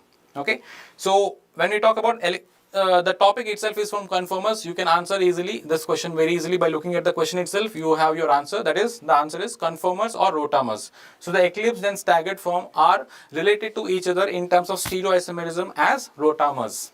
Okay, because they differ in their spatial arrangement. You can see, if you can observe this part, see there is a difference in the arrangement of this part. So staggered and eclipse is nothing but there is a difference of 180 degrees rotation. So when you rotate the molecule, the CC bond through 180 degrees angle, you get the eclipse or the staggered form. So both of them are rotamers, which are generated due to the restricted rotation. Okay, so that was an easier one which will not take more than 10 seconds. Right, what's the next one? So the next question is again from inorganic part, and it's a very basic question here. So they are asking, so this question was asked as a match the following, I guess. So from the knowledge of our students that we have collected, this was a kind of a match the following where you had their natures written on the other side, like acidic, basic, amphoteric and neutral. So if you can discuss, we are going to discuss this question as a concept. Like what is this, what would be the nature of NaOH? It is basic in nature. Everybody knows this. This is basic in nature. Magnesium hydroxide also, group 1 and group 2 are basic hydroxides. Okay. Now coming to the next 3. Okay. What about this one now? BOH, boron trihydroxide. Whether it is a base or an acid. It is an acid. It is a mild acid. Okay. But the way we explain its acidic nature is different than compared to others. Okay, it forms BOH4 taken 4 times minus 1. Okay, right. So that is a acidic molecule, monoacidic. Okay, right. What about these two? So this is amphoteric in nature, and this also is amphoteric in nature. What do you mean by amphoteric in nature? It means they are able to dissolve both in acidic solutions as well as in alkaline solutions. So these are molecules which could dissolve easily in acidic and basic solutions. For example, if I have to tell you BeOH taken twice. Okay, this could form when suppose if I add it to HCl, I get a molecule called as BeCl2 plus H2O. So this can easily dissolve in acidic solution as well as in a base. Suppose if I add to a base, so what do I get? So I get Na2BeO2, sodium beryl, and same goes with aluminum hydroxide too. So when I add it to HCl, I will be getting AlCl3, and when I add it to base, I will be getting sodium aluminate, Na2AlOH 4 times, sodium aluminate. So a molecule which can dissolve both in acidic solution and basic solution could be called as an amphoteric substance. Okay, so this was an easier question. Again, you have to just match with the correct options which are there in the column 2. Right. Let's go for the next one. This is the question from your 12th physical chemistry and from the chapter of chemical kinetics. And look at the question, how simple it is. They're asking us to find out the unit of rate constant. It means the K, unit of rate constant for nth order. It means in terms of nth order. So how would you do this? If you are carefully observing your teacher, getting us a formula which could help us find out the units of K using the order, you will answer this very easily. So how did he arrive at this answer is, so what is the basic formula we know? R is equal to K into A power N. So for a reaction which is like this, okay, Na converting into products. So A power N. Where what is this N over here? N is the order of the reaction. N is the order of the reaction, and A is the concentration of the reactant. And what is this R here? It is the rate of the reaction, and K is the rate constant. So we need the units of K. So K is equal to R by the concentration of A power N. Okay, and we know the units of rate. Rate of a reaction is what? Change in concentration per unit time. So what will be the unit? Change in concentration per unit time? Nothing but moles per liter second. Change in concentration, nothing but mole per liter per second, the time. And what about this one now? So this is your concentration term. So mole per liter whole power n. So by adjusting the terms, you will get your answer. So the unit would be how much? So it will be moles per liter whole power 1 minus n second inverse. So this would be my answer for finding out. So if you want to find out the units of K, so units of K, you just have to know the n value. So if you substitute the n value, which is the order, you will be easily able to find out the order of the reaction, or you can find out the rate constant very easily. That was an easier question. Okay, right. So there is one more question from organic chemistry, and this is a question given from general organic chemistry. So from your 11th, if I would say, the organic part is quite lesser, but it is quite important. Okay, so it is, you have the general organic chemistry, hydrocarbons, and then environmental chemistry. So among these three, the most important part is GOC, which has got a lot of importance because its applications are more important in your 12th also. So this is a question from your stability of carbocations. So carbon with a positive sign. So carbon with a positive sign is nothing but the carbocation. So how could you explain this? So to answer this, if you can see here, I would separate into two parts. So here if you see, this is this positive charge. See, positive charge is what tell me? Electron deficient. And you can see here, this positive charge is able to delocalize with the help of the resonance which is present in the aromatic compound. So there is a delocalization of this positive charge which makes it more stable. So there is high stability in this carbocation because of the delocalization of the positive charge over the aromatic ring. Okay, so this is exceptionally stable when compared to others because you don't see any aromaticity in other molecules. So when you come to the next part here, so this is exceptionally high. So let's say this is your A. So A is exceptionally high, highly stable. Then what about BCD? So this is your vinyl carbon. Vinyl carbon means, so if you see all of them are carbons, okay, all of them are carbons. How I'm going to answer this is based on their S character. So if you see the hybridization of this vinyl carbon is sp2, okay, this carbon is sp3 and this carbon is sp. So higher the S character of an atom, more is its electronegativity. And what could be the relation between the positive charge and the electronegativity? So positive charge over a more electronegative atom is less stable, or positive charge over a less electronegative atom is more stable.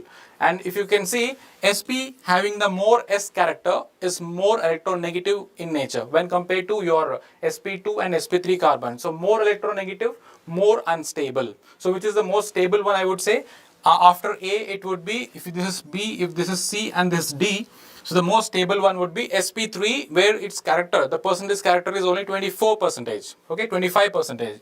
So it would be C, and then B, and then D, the least one. So this is my answer based on the stability of carbocation. So a simple thing, carbocation being an electron deficient molecule, you have to make sure that the positive charge which is there is getting delocalized if possible, or else it is over a carbon atom which is over an atom which is less electronegative, that is more stable in nature. Okay, right. So we are into one more physical question which is from the chapter ionic equilibrium. So the question is again simple. If you know the basic process in which these expressions are written, you will be able to answer this. Okay, so let's write down the Kc expression for this. And the equation given is PCl5.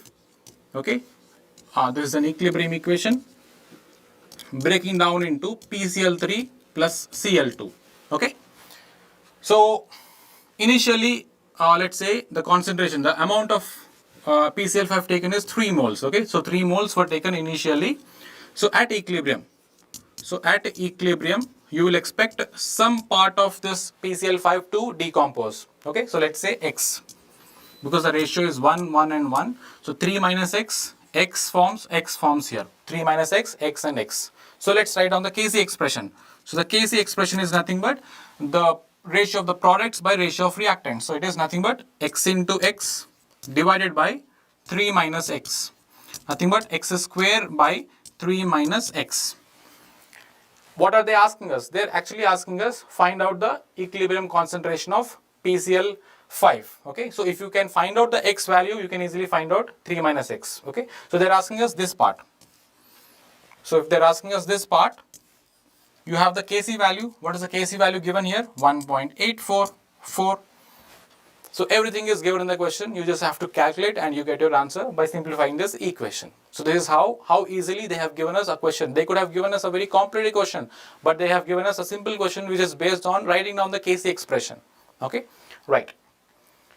Yeah, so we have this organic part coming now. And this is a question which is from preparation of alkenes, you can say, or you can say it is a question from alcohol. So you know that organic part is completely interconnected. So this is a question basically from preparation of alkene, you would say, or from the chapter alcohol. So what is this? What are the reagents? So in organic chemistry, the most important part is you should be able to identify the main function of the reagent that is being used. So here, if you can see, this is an acid, a strong acid, H3PO4, phosphoric acid. And what is its work? And you can see the temperature maintained is also 120 degrees Celsius. So this is a dehydrating. It is a dehydrating agent. So it will remove the H2O molecule from the substrate, okay? And we have one more reagent over here. What is this? Hydroboration oxidation. We call it as HBO. Yeah, one important thing which I want to tell you is that all the questions which we have discussed, I'm very happy that I'm able to cover up the same models in my classroom too. So this is a question which I regularly give in the alkene chapter as well as in the chapter called as alcohol.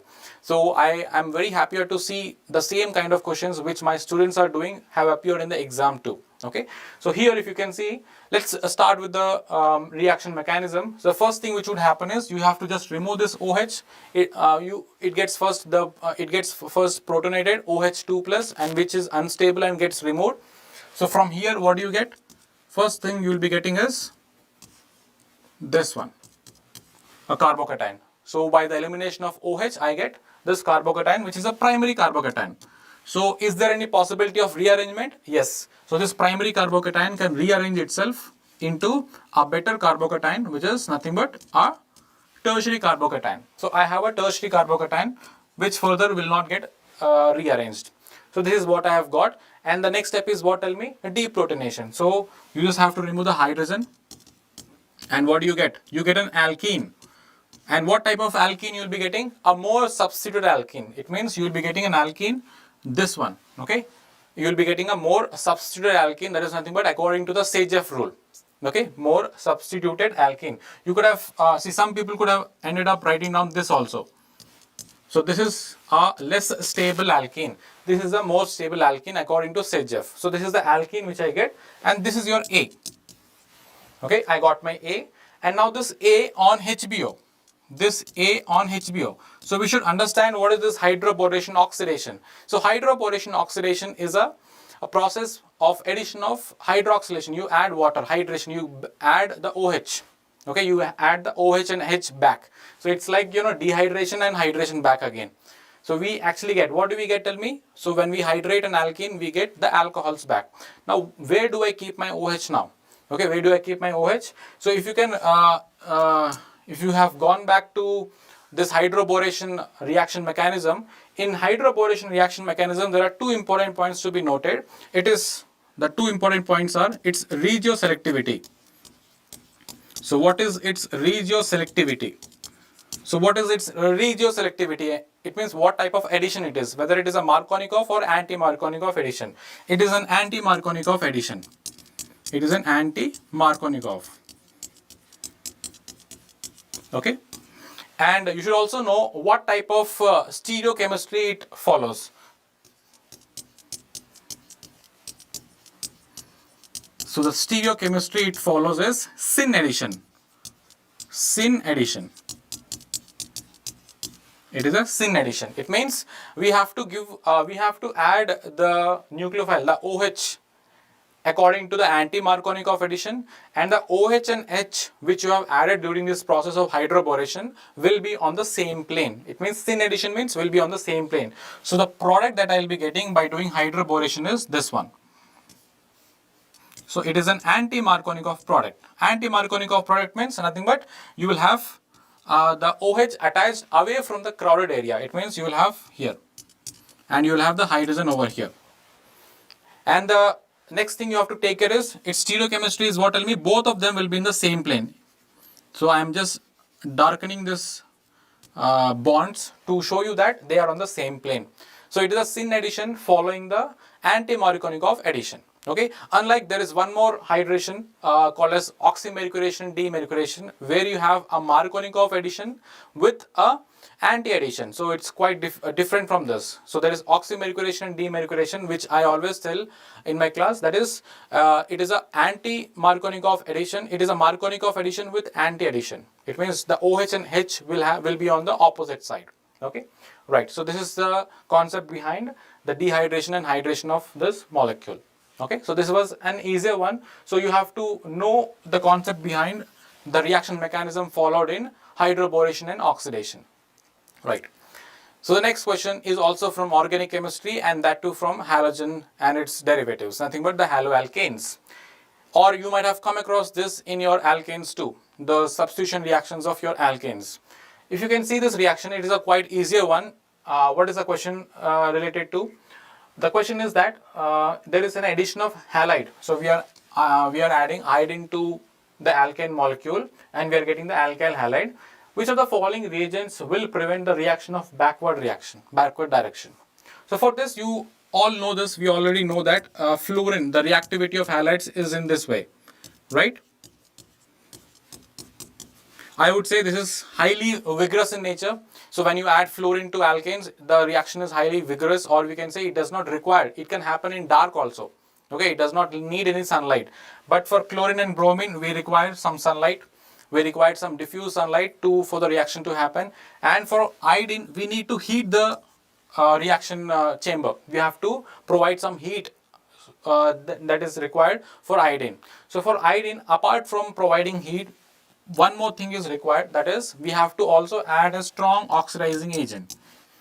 So that is a peculiarity whenever we are doing the iodination. So whenever we are doing iodination, we have to take care that apart from providing the heat, we have to also add an oxidizing agent, a strong oxidizing agent. So what is the work of this strong oxidizing agent? So if you can remember the reaction mechanism, CH4 plus I2, okay, converting into CH3I plus HI. So here in this reaction, if you can observe clearly, the products are alkyl halide, what we need in the reaction. Apart from this, we also have something called as HI, which is formed, which is a very strong reducing agent. Very strong reducing agent. So this strong reducing agent, if not removed from this reaction container or the chamber, this HI, which is a strong reducing agent, will convert back this reaction back to, so it will convert the alkyl halide form back to its alkane form. So the presence of this HI makes this reaction reversible in nature. So what should be done to get a better yield of the product alkyl halide? So it means we have to remove this HI, or we have to neutralize this HI. How can you neutralize this HI? So since it is a strong reducing agent, we have to add some stronger oxidizing agents. Suppose if I add, let's say the stronger oxidizing agent among the options is HiO3, okay, periodic acid.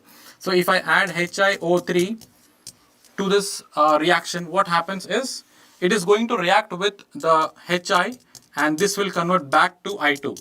So this I2 is something which is again used for this reaction. So this is how we are able to neutralize the effect of this stronger reducing agent, and hence the reaction proceeds and gives us a better yield. So it's very important to add an oxidizing agent whenever you're doing in iodination. Okay, so this is the concept behind that. So we are into the last question, I guess. So this is the last question from inorganic again, from the coordination compound chapter. So from your 12th, among the inorganic chapters, the most important chapter is obviously the P block elements, and after that I would say the most important topic is this chapter is coordination compounds.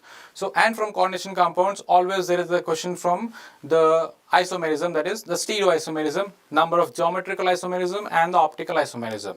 So this is a question which could be solved very easily. If you can see this molecule over here, this looks like MA3B3. What is A and B here? A and B are my ligands, okay, and they are monodentate ligand. That's why I have written A3 and B3.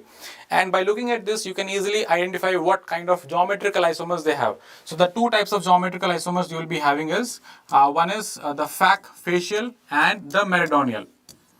Okay, so you have two types of geometrical isomers which this geometrical isomers which this molecule can show. Ma3B3 type can show us a geometrical isomer which can give you two different products, that is two different isomers, that is the facial and the meridional. And what about this oxalate ion? So this oxalate ion is very much similar to let's say this is AA, bidentate. Oxalate ion is bidentate and we have 3, okay. So this is what is given. So this will not show geometrical isomerism because they are made up of identical ligands. So since they are made up of identical ligands, this will not show geometrical isomerism, but this is going to show us the optical isomerism, because although it is made up of the same ligands, the arrangement of this ligands, since it is a bidentate ligand, the arrangement is in a different way. So in a 3D way, in a spatial way, when you observe this molecule, the arrangement is not similar. It means you will have different arrangements of the D and the L form. So this is a chiral molecule. This is a chiral molecule. This metal atom is a chiral molecule, and hence it will show optical isomerism. So if it is optically active, then definitely it will show the D and L enantiomeric forms. So what is the question about? The number of geometrical isomers. So some people get confused with this. They also add the D and L. So the answer will be, if you are getting confused, the answer would be 2 and 2. The question is what? Tell me, they're asking us about the geometrical isomerism only. So geometrical isomers are only 2. Okay. So you can see the facial and meridional, and these are the optical isomers which are possible for MAA, which is a bidentate tri. Okay. So that's it from the chemistry part. Hope you have understood the topics. So this was from chemistry, and as usual the paper was easier, and we can expect the next session also is going to be easier, but you have to prepare well. If you're targeting the JEE advanced paper, you will be tested with the conceptual knowledge. So let me end this, and we have our physics faculty Gautam sir, who is eagerly waiting for discussing the physics paper. So let's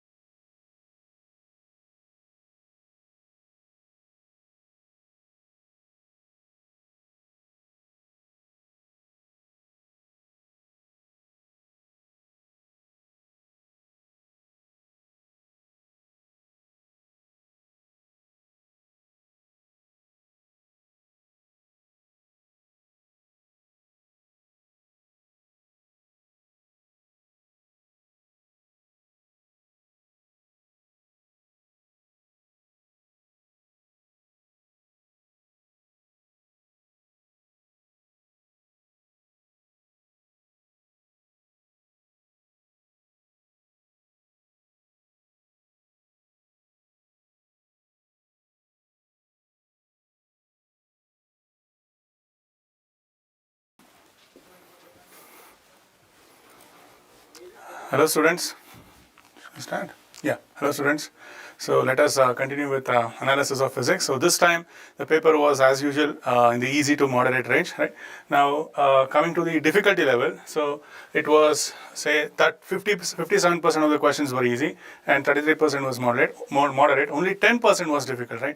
Now this time you had more of the problems which were directly formula based, and this time you can say I have chosen many questions which are numerical types, right? So problems I have taken, all right? So if you had concentrated on that is revising the formulas at least once before you go to your exam, right? So it would have been an easy paper, right? So that is, most of the students, they felt it is somewhere between easy and moderate, right? So it is tricky, you can say, right? So most of the questions were tricky, all right? So let us solve a few questions here, all right? So let us start here. So the first question: two balls of same mass m and charge q are hanging in equilibrium as shown, right? Now you need to find x, right? Okay, now it says the two balls, right? So they have a charge q and mass m and they're in equilibrium, right? Okay, now when they're in equilibrium, so we need to find that you can say the force on one of the charged particle due to the other. Here you also have charge Q, let me say, fine. So you just need to find that the net force is acting on it and equate it to 0, right? Fine. So let us start that. So 4 options are there. Let us see which one is the correct option. All right. So if you take any one of the mass, right? So the first mass, say the mass number 1 is exerting electrostatic force on the other mass here, charged particle you can say, right? Now this is the force on, say, the first mass due to the second mass. Let me write it like this, right? So force on the first mass due to the second mass. Now this is the force on this is force on second mass due to the first mass. Now this is force on first mass due to the second mass, right? Okay, now here I need to consider the net force acting on it, right? I can even consider the tension which is acting in the string, right? Now say the length of the string, they have given it as L, right? Now let me consider one of the masses here, right? Now tension is acting like this. Now let me say this is the vertical, right? So tension is acting this way. Then if you resolve this, right? So let me take this angle as theta, right? So this angle will be theta again, right? So let me consider this angle as theta, right? So let me take it as T cos theta, right? Then you have T sin theta. Yes, so T sin theta, right? Now we can, if you consider the forces acting, right? So that is the, other than these two, you have gravitational force which is acting like this, right? And the electrostatic force which is acting like this, right? Now I can equate. So this charged particle is in equilibrium, right? So since it is in equilibrium, the net force acting on it must be 0. So let me equate the horizontal components, right? Magnitude wise, and let me equate the vertical components magnitude wise, right? So if net is 0, I can say, so this tells you that T cos theta is equal to mg. T cos theta is equal to mg, and T sin theta, right? So that is equal to the electrostatic force. Now as you can see the charge, right? So both are charged to the, both are having the same charge Q, correct? So I can say this as K. K stands for 1 by 4 pi epsilon naught, right? Q1 and Q2 both are same, so I'm getting it as Q square divided by X square. Now I need to find an expression for this X, all right? Now let me divide this, right? So call this as equation 1, then call this as equation 2, right? Now if I do 2 divided by 1, right, equation 2 divided by 1, I'll get tan theta is equal to, so kq square divided by x square mg, right? So kq square divided by x square mg. Now you can write x square, get an expression for x square. So you will be getting it as kq square divided by tan theta to mg.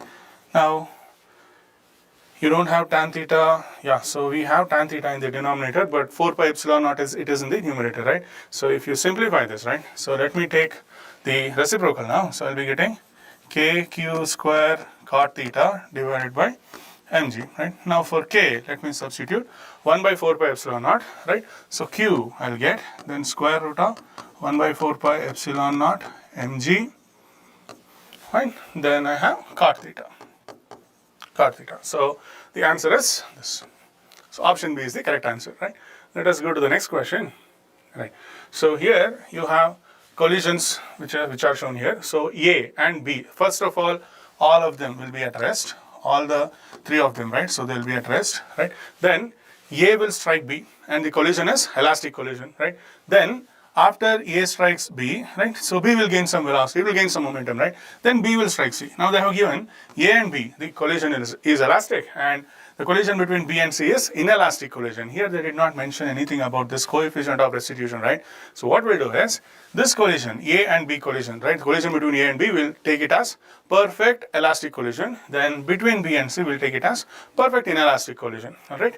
Okay, now let us see how to solve this. First, I need to get the velocity of this body B, right? So let me get that, all right? Now here, they have given the collision between A and B is elastic, right? So therefore, we can use that relation, that is velocity, relative velocity of approach is equal to relative velocity of separation. So we'll use that first. So you know that u1 minus u2, right? So that is equal to 9. That is also equal to, now let me take it as, yeah, so final velocities let me take. So let me say 1, 2 and 3. Now let me take this as 2, right? So v2 let me say. So this is v2 minus v1 because I'm used to it, all right? Okay, so v2 minus v1, I'm getting it as 9 meter per second again, right?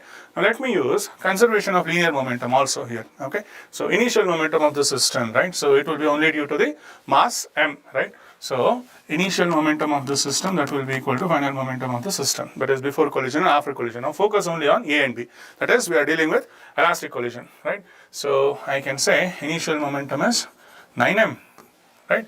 So mass into velocity, that is 9 into m. So that will be equal to, now I can say 2m into v2, right? So 2m into v2. Now say the final velocity of the first mass is v1, let me say, okay? So v for final velocity, u for initial velocity, let me say, all right? So this I'll write it as mv1, okay? So plus mv1, correct? Now let me take m constant thoroughly. So I'll be getting 2v2 plus v1 is equal to 9, right? Now you have to solve these two equations.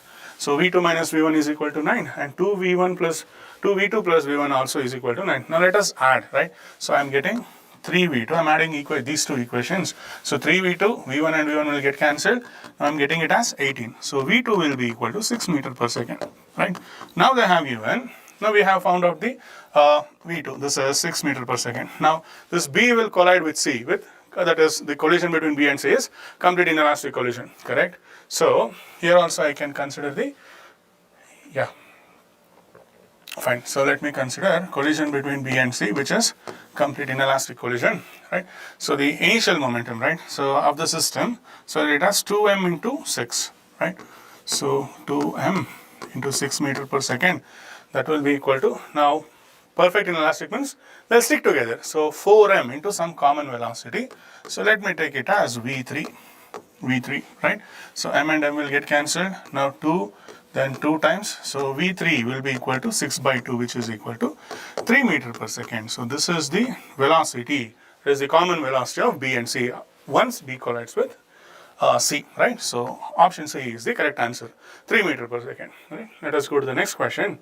Yes, a particle is projected with a certain velocity to reach a height h. Find the ratio of times when the particle is at h by 3. All right. So this is an interesting question. So let us solve that. Now say this is the ground. All right. Now I'm projecting a body with some velocity u. Now the body, it goes and it comes back like this. Right. So let us take vertical projection. It will be easy. Now say the height reached is h. The height reached is h, all right? Now the particle, you need to find at what times the particle will be at h by 3, and you have to find the ratio now, all right? So at 2 instances the body will be at the height h by 3, right? So say at time t1, okay, at time t1 the body is here, and at time t2 the body is here, right? So let me call this distance as h by 3. All right, so this distance as h by 3, right? Now let us consider the upward motion, right? So upward motion, if you consider, the body is decelerating, right? Now say the displacement covered in the upward motion, let me take it as h by 3, okay? So using s is equal to ut plus half at square, we'll see. So s is equal to, so s's displacement is h by 3. Now u, right? So ut then plus half at square. But here, when it is going in the upward direction, it is decelerating. So we'll write minus half gt square. So g is the acceleration due to gravity, right? And if you get the relation between u and h, right? So we know that u is equal to root 2gh, right? Yeah, let me take small h here. Yes, small h, let me take. All right, so h by 3 is equal to, now substitute for u. So you get it as 2gh, okay, minus half gt square. Right, now we are getting a quadratic equation. If you solve that, so we'll be getting 2 values for time, right? So those are the 2 values, and finally we have to get the ratio. All right, so let me arrange it in the proper order. Now I have g by 2 t square. So this looks like ax square, okay? Then minus root 2 g h, t is also there, sorry. Yeah, so then plus h by 3 is equal to 0. Okay, now next, yeah, so the roots, right? So t1 comma t2, right? So t1 comma t2, I'll use that formula, minus b plus r minus square root of b square minus 4ac by 2a, right? So minus of b, so minus of minus root 2gh, right? So that would be root 2gh, yes, then plus or minus square, okay, now I'll write it in the next page. So T1 comma T2, that would be minus B, that is root 2GH, then plus or minus square root of B square. So B square is again root 2GH whole square. So I'll be getting 2GH, okay, then minus 4AC. Now A and C are both are positive, so I'll be getting 4G by 2 and H by 3, right? So 4 into G by 2 into H by 3, right? Now I'll be getting 2 here again. So whole thing divided by 2A. So A, it is G by 2. So 2 into G by 2, I'll be getting simply G, right? So the time, right? So let me take root 2GH common and let me take G also. Now you'll be left with 1 plus or minus square root of, yes, root 2GH is common. So I have 1 minus, then I have 1 by 3, right? 1 minus 1 by 3. So this is plus. If I take plus, you can say T1. If I take minus alone, you can say T2, right? So if you take the ratio, right? So T1 divided by T2, right? So T1 divided by T2, I'll be getting 1 plus 2 root 2 by 3, 1 plus square root of 2 by 3. Then I have 1 minus square root of 2 by 3, right? So this would be 3 plus root 2 by 3 minus root 2. So this is the answer. Sorry, root 3, right? So root 3 plus root 2, right? So root 3 plus root 2 divided by root 3 minus root 2. So this is the answer, right? So the correct answer is option C, right? Option C. Let us go to the next one. A particle is executing simple harmonic motion and its amplitude is A. If its total energy is E and its kinetic energy is 3E by 4, then the displacement Y is equal to. So this chapter is from oscillations, right? So here we are talking about conservation of mechanical energy, right? So we know that, yeah, so if we have learnt about this projection, right? So projection of this circular motion on the axis, on the diameter, right? So it looks like a circular motion. That is the projection of a body which is executing uniform circular motion. If you project it on one of the diameters, it looks like simple harmonic motion, right? So we'll be using that concept here, right? So what we have here is, yes, okay, now they have given the total energy as E, let us say, and in that kinetic energy is 3/4 of the total energy, right?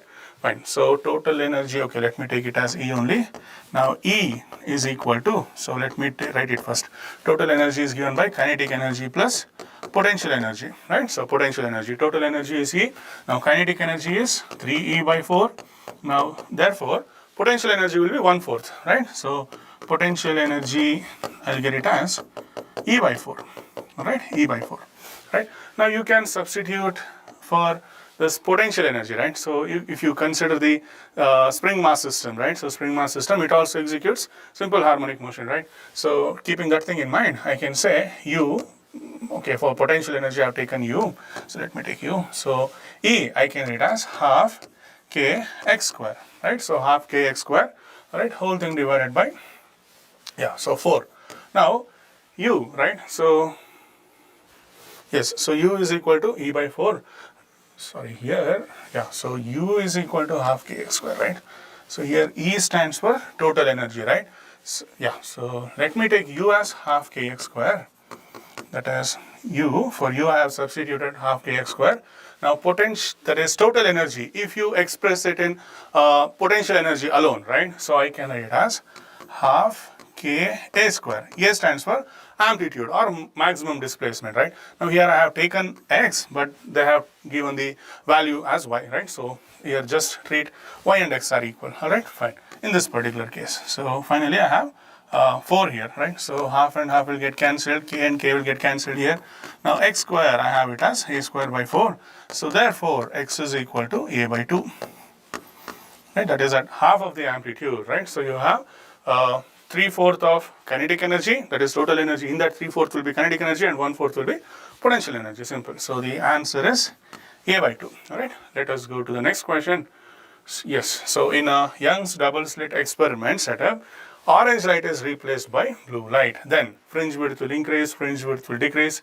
At center, instead of maxima, there would be a minima. The intensity of central maxima will decrease. All right. Now, you know the correct answer. When you go from violet to red, correct? So violet to red. So frequency will decrease, correct? Frequency will decrease. At the same time, lambda increases. That is the wavelength, right? So the wavelength will increase. Now when you come back, the opposite will happen, right? So orange is replaced by blue, right? So wavelength actually decreases, right? So wavelength actually decreases when you replace orange light with blue light, right? Now we know that the fringe width is given by beta is equal to lambda d divided by d, right? So d is the separation, lambda is the wavelength, small d is the distance between the slits, correct? So if lambda decreases, what will happen? Fringe width will decrease. So the correct option is fringe width will decrease. Option B is right, okay? Right, now let us go to the next one. Two disks having same surface mass density have radii small r and capital R, right? So I1, let me take it as the first disk, all right? Now moment, so 1, let me take 1 as the first disk, 2 as the second disk, all right? So moment of inertia of first disk, I1 is the moment of inertia of the first disk about an axis perpendicular to the plane and passing through the center, all right? Passing through the center. Now I2 is the moment of inertia of second disk about its diameter. The question is, you need to find the moment of inertia, that is ratio of the moment of inertia I1 by I2, right? Now let us try to do that. Now first you have to find the perpendicular, that is moment of inertia about a axis perpendicular to the plane and passing through the center, all right? Now the first disk, its radius is small r, right? Now this is the axis. Now I need to find moment of inertia about this axis. Now this is a disk we are talking about, right? Now let me say the mass of the first disk, let me call it as m1. Here they have not given the masses directly, they have given that the surface density of both the disks are same, all right? Okay, now I1, right? I'll write it as m1 then r square divided by 2. That is, if the axis, right, if the axis is passing through the center and perpendicular to the plane of the disk, this is the answer, all right? Then second case, right, now you have the disk like this and this is the diameter, moment of inertia about the diameter. Now this is the second disk. Now the second disk radius is 2. Now let me call the mass as m2, all right? Now I2, right, so I2 I'll write it as m2 r square, correct, m2 r square divided by 4 I'll get, because if you use perpendicular axis theorem, right, so these you can consider two diameters which are perpendicular, right, and if you use perpendicular axis, I can say I1 will be equal to I2 plus I3. I3 is again moment of inertia about some diameter, you can say, right? So we'll be getting it as m2 r square divided by 4, okay, right? Now they have given that the surface mass density is same, right? So m1, I'll write it as surface mass density into area. Mass will be given by surface mass density multiplied by area, right? Now sigma into, so this would be pi r square, right, into r square, whole thing divided by 2, right? Now same way for I2, I can write it as sigma then pi capital R square, correct? So capital R square, then again capital R square will come, whole thing divided by 4. All you have to do is just get the ratio, we'll get the answer, okay? So I1 by I2. So let me substitute here, I have m, so sigma pi r power 4 by 2. So sigma pi r power 4 by 2, right? Now, yes, divided by sigma pi capital R power 4 divided by 4 I have, right? So I have sigma pi capital R power 4 then divided by 4, right? So sigma pi, sigma and pi, then 2 will get cancelled. Finally, the answer is 2 small r power 4 divided by capital R power 4. So this is the answer. Now the answer is option B, right? Okay, now let us go to the next one. Right, so match the moment of inertia. Again, moment of inertia. See, we have two questions, right? So if you, this is match the following, right? So recently we are seeing this trend in mains, right, for the last few sessions, correct? So match the moment of inertia of the rods with given mass and length mains, right, for the last about the given sessions, correct? So match the moment of inertia, so you have to match the following with from these given mass and length in column A about the given axis, right? So right here, these are the columns, so you have to match the following one. The these two here passing through its center, right? Now for B, it is axis at the left end. I'll draw it. Now for C, again it is at the center. The axis is here, it is at the left, right? Now for B, it is at the left end. Now for C, again it is at the center, and for D, moment of inertia, right? About its axis is not printed here. That black line, whatever I for A, let us try to calculate. Fine. Okay. So for A, right? So IA. I write it as, now you know, so this is mass of the rod is m and the length is l. So this would be straight away ml square divided by 12. Alright, so we'll get it as ml square divided by 12, correct. fine. So A we got it as 4, so no other option is matching, right? So there is no other, some other A4 here. So I think A is the correct answer, right? So let us check. Let us do for all of them. So IB, right? So here you have mass is 2m, right? So that is moment of inertia of a rod about one of its end, right? So that will be given as ml square divided by 3, right? But here the mass of the rod is taken as 2m. So in place of m, substitute 2m, right? So 2m L square divided by 3, right? Okay, now for B, I have the answer as 2m L square divided by 3. So B is 3, A is 4, right? So A is 4, B is 3. Yeah, I think A will match. All right. So next, fine. So IC, correct? So IC, I have again the axis which is through the center, right? So I'll use m L square. So L length is 2L this time, okay? So divided by 12, right? ML square divided by 12. Fine. So this would be, so m 4L square divided by 12. So this would be ML square divided by 3, right? ML square divided by 3. So this is the answer. So for C it is 2. Yeah, C it is 2. And finally D is 1, right? So let us do that also. Yeah, so now I have ID, correct? Now here I have 2m and 2l, right? So 2m and 2l, and the axis it is about one of the ends, right? So now I have ml square by 3. So 2m, then L square means replace it with 2l now, right? So divided by 3. So this will be having it as 2m, then 4l square divided by 3. So this would be 8l square, 8ml square divided by 3. So this is the answer. Yes, it matches with this. So first option is the correct one, right? Yes, so let us go to the next one, right?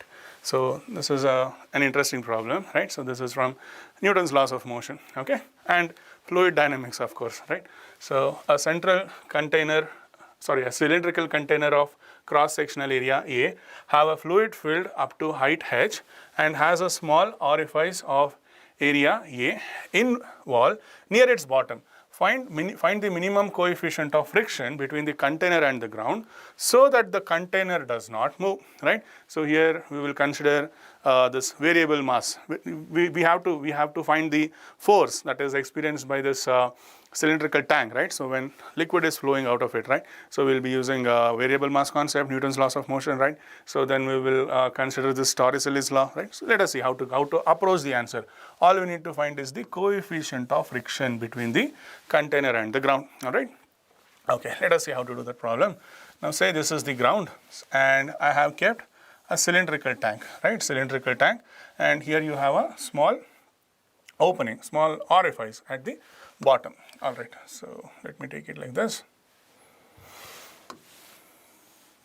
Right, so here I have a small opening. So from there, water is actually, some liquid is coming out with some velocity v, let us say, right? Velocity is v, fine. Now say the water is present up to this level, okay, and the cross-sectional area of the cylinder, cylindrical vessel, it is given as A, cross-sectional area is A. Fine, and say the height, right? So let us consider, yeah, up to height h they have given. So let me consider that height as h. All right. Now liquid is filled up to this level height h, up to the level h from the ground. Okay. Now this liquid is coming out with some velocity v, right? Now from Torricelli's law, right? So we know that this v, right? So this v is given as if a free falling body is falling from there, right? We know that. So this is root 2gh, right? So root 2gh, right? Now when liquid is coming out of this cylinder, right? So it will exert a force on the cylinder, right? Now that force will be acting in this direction, right? So that force will be acting in this direction, right? Now what you need to do is, what is the minimum coefficient of friction required so that this force will not move the cylinder? Then the frictional force, that is the static friction, whatever we are talking about, right? So it must be equal to the force here. Now whenever we talk about minimum coefficient of friction, right?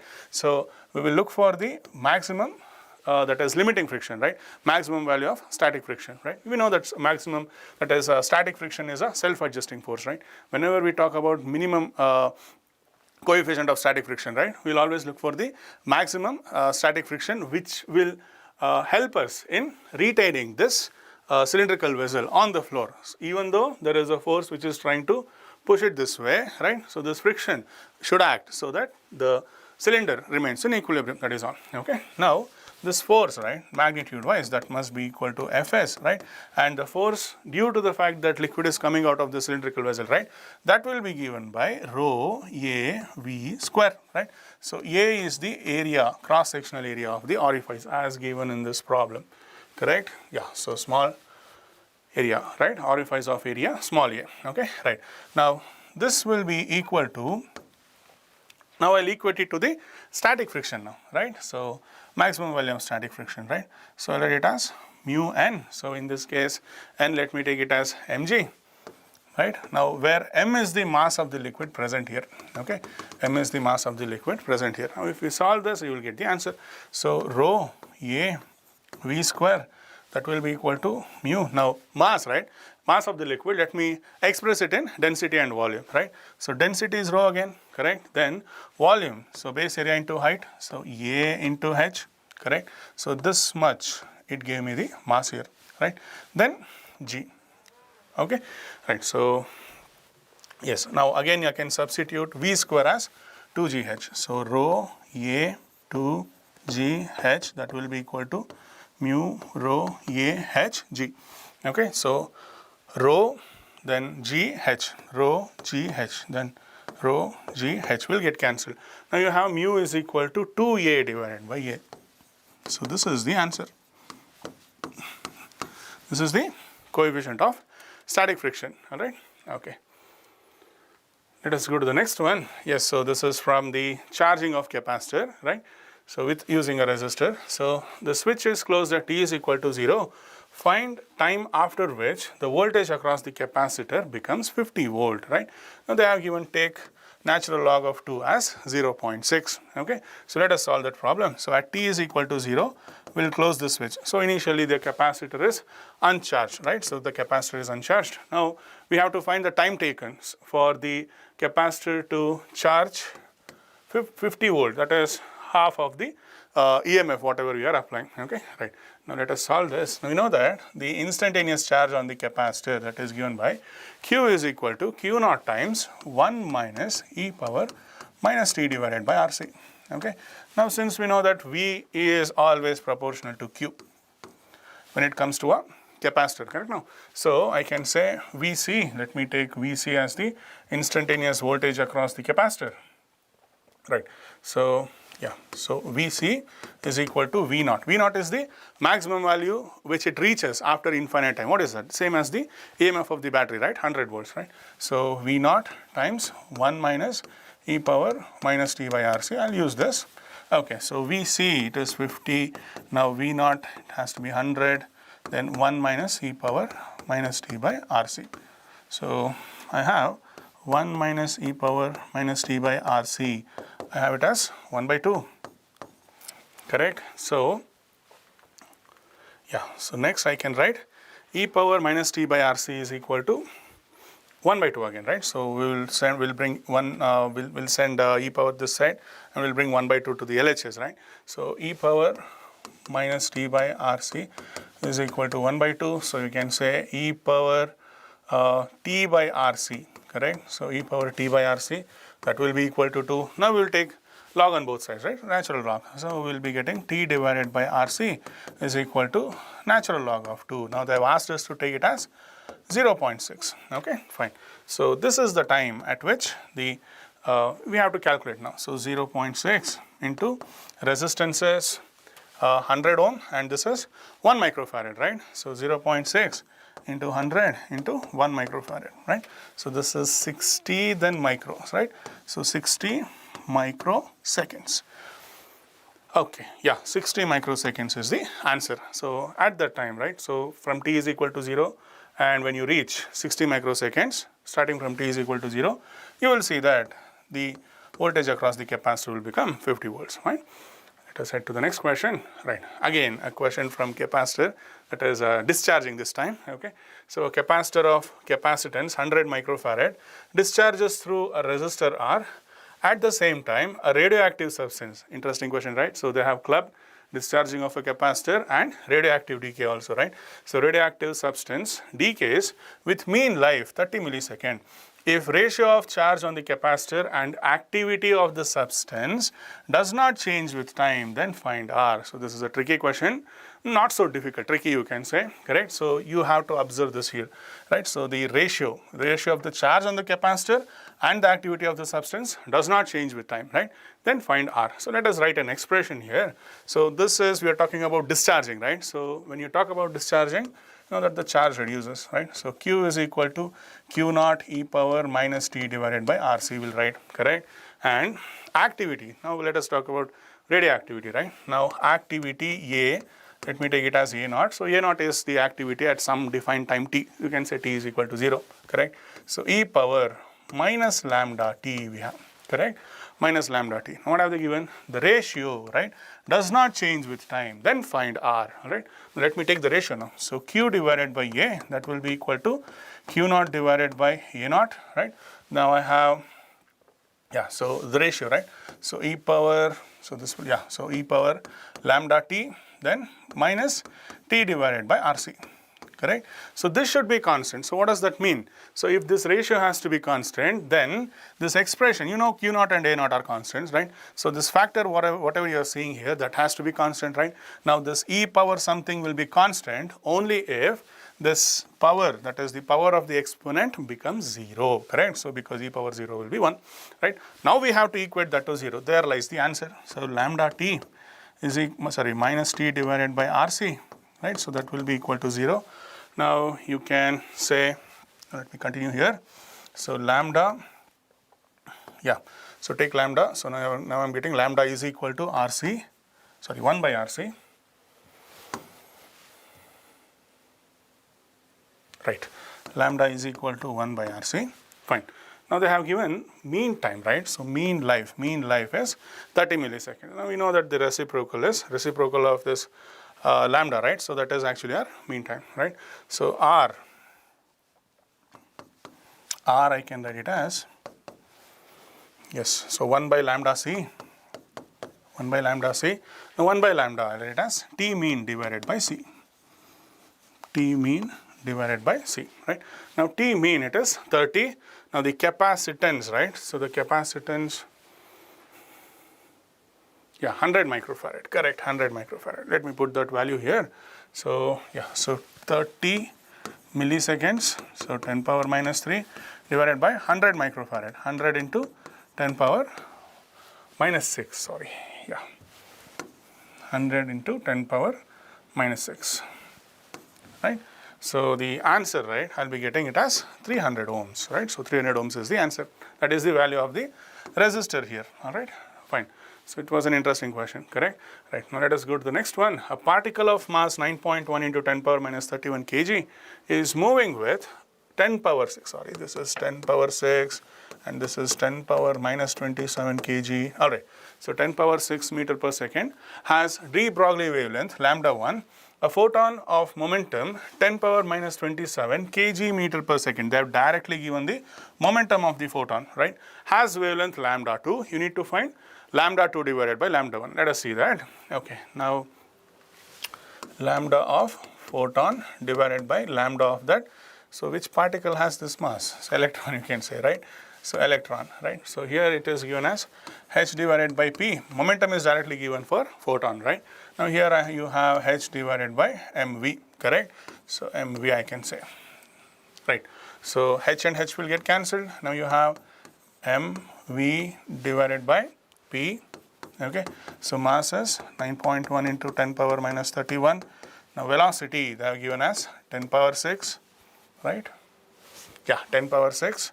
So whole thing divided by this p is the momentum of the photon, right? So momentum of photon, it is given as 10 power minus 27 kg meter per second. 10 power minus 27 kg meter per second, right? The final answer you should be getting is 910. 910 is the ratio. So option E is correct. All right. Right. Now let us go to the next question. A body takes 4 minutes to cool from. So this is completely based on Newton's law of cooling, right? Okay. So 4 minutes to cool from 61 degree to 59 degrees Celsius. If the temperature of the surrounding is 30 degrees Celsius, the time taken by the body, to cool from to cool from 51 degrees Celsius to 49 degrees Celsius, right? 51 degrees Celsius to 49 degrees Celsius. Let us do that. Now you have T, so change in temperature, correct? So change in temperature by time, right? So what is the change in temperature in the first case? In the first case, it is from 61 degrees Celsius to 59 degrees Celsius, right? Okay. So T1, right? So divided by change in temperature by time, right? Yeah. So let me take it like this. Right, change in time, this is the relational, right? So change in temperature by time, it is equal to K, then negative of K, then the mean temperature minus the surrounding temperature. Let me write, okay? Now let me write for case 1.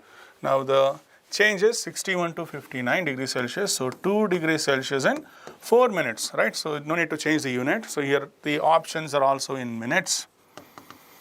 Right, so the options are also in minutes. So 2 degrees Celsius divided by 4, that would be equal to, you can say minus K, then the mean temperature 61 and 59, right? So it is 60, surrounding temperature is 30, okay? Now this is for the first case, now for the second case, right? Again, so here the temperature changes from 51 degrees Celsius to 49 degrees Celsius, again 2 degrees Celsius, so 2 degrees Celsius divided by 4, okay, so that will be equal to minus K, negative K, then 50, right? So yeah, 51 to 49, 50 minus 30. Now you need to take the ratio, right? So 2 by 4 divided by this is T.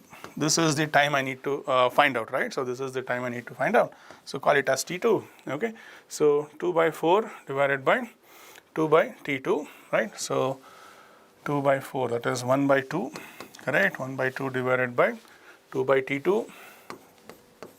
So that would be equal to, now this is 30 by 20, right? So 30 by 20. Now finally I have, so 1 by 2, right? So T2 by 4, correct? So T2 by 4, that is equal to 3 by 2. So yes, T2 would be 6 minutes, right? So in 6 minutes, the body will cool from 51 degrees to 49 degrees Celsius. So 6 minutes is the answer, option A, right? Let us go to the next one. Fine. So inductance is given, so 0.07 Henry and resistance is 12 ohms are in series. Now the frequency is given 50 hertz and the EMF of the AC source, right, it is 220 volts RMS voltage. Then find the current in the circuit. They are talking about RMS current only, right? So this is in RMS values only, as you know, right? Let us find the circuit. Here both of them are in series, right? So this is RL circuit, correct? Now I have, so this is 12 ohm and this is inductor is 0.07 Henry and this is connected to a alternating source, that is 220 volts comma 50 hertz, correct? Now I, that is RMS current, it is given by the EMF, right? So EMF divided by the impedance. So in this case 220 divided by square root of R square plus XL square, right? Now R, it is 12, so 12 square I will be getting 144 plus XL square. Now I need to find XL first, right? So inductive reactance, correct? So 2 pi FL, right? So 2 into pi 6.28 into 50 into 0.07, right? Now the value we'll be getting is close to 22, right? So 22 square if you do, so we'll be getting 484, I think, 484. Now finally add this, right? If you add this, you'll be getting close to 628. So roughly, so from the options you can make out that square root of 628, it is 25.0 something you'll get. So put that here, 25.0 something, right? So the first decimal place is 0, all right? So therefore, let us do 220 by 25, right? If you look at the options there, they are at least, the difference is like factor of 10, right? Not difference, you can say the ratio, right? Okay, so here, if you divide, right? So the answer would be 8.8, right? So 8.8 amperes is the correct answer, okay? Right, so let us go to the next one. Yeah, this is an interesting question. So two capacitors, C1 with capacitance, right? Capacitance 2C and C2 with capacitance C are connected in parallel. They are charged and then the battery is removed. So they are charged and then the battery is removed. If a material of dielectric constant K is inserted in C2, right, find the potential difference across them. Okay, fine. Let us do this. Now let us go through the question again. So two capacitors C1 and C2. Now I have C1. So the capacitance of C1 is 2C and I have another capacitor C2. Its capacitance is C, right? Now you will connect it parallel to some battery of potential difference V. Then what you will do is once they are charged, right, you will remove the battery. After removing the battery, right, so after removing the battery, see now you have 2C and you have C, correct? Then you will introduce, right, so you will introduce a dielectric slab of dielectric constant K, right? Now I need to find what is the common potential difference after I introduce this dielectric constant here, right? So this is the question. Let me call it as V dash. Right, V dash I need to find now, fine. So let us see how to do. All right, now here Q, right, so Q I can write it as, that is, let me call it as capacitor 1, Q1, right. So Q1 I'll write it as, that is charge into, that is capacitance into potential difference, right. So 2CV I can write, correct, because potential difference is common, correct. So Q2, correct, so Q2 I'll write it as C into V, right, so C into V, right. Now what you will do is, after you charge this, you will remove the battery, right. So once you remove the battery, the capacitors will be still charged, right. So the net charge in the system, right, so that will actually be 3CV, right, it will be 3CV. You are removing the battery, then you are introducing the dielectric, all right. So when you introduce the dielectric, we know that the capacitance will change, right. So the capacitance, it will change from C to C, that is KC. Capacitance of the second capacitor has changed from C to Kc, right? But the charge, right, it will still be the same 3CV, right? Because we disconnected the battery, correct? So the equivalent capacitance, right? So this V dash, right? So this V dash, it will be given by, so V is equal to Q by C, you know that, right? So that is the net charge divided by the equivalent capacitance, that is all. So this, you can replace, you can rewrite this circuit so that the net capacitance looks like, now we'll see, both of them are in parallel, right? So finally I'm getting it as Kc plus 2C, correct? So Kc plus 2C, since they're in parallel, the charge on the capacitors, right, it is still the same. The net charge is 3 CV, correct? So 3 CV. Now if you take out C common, in the denominator, so C will get cancelled. Now the answer that I have is 3V divided by K plus 2, right? So this is the potential difference, right? So once you disconnect the battery and introduce a dielectric constant of K, correct? So in the second capacitor, so the answer is 3V divided by K plus 2, right? Yeah, so thank you for watching. Subscribe to Extramarks, right? And keep learning. All the best.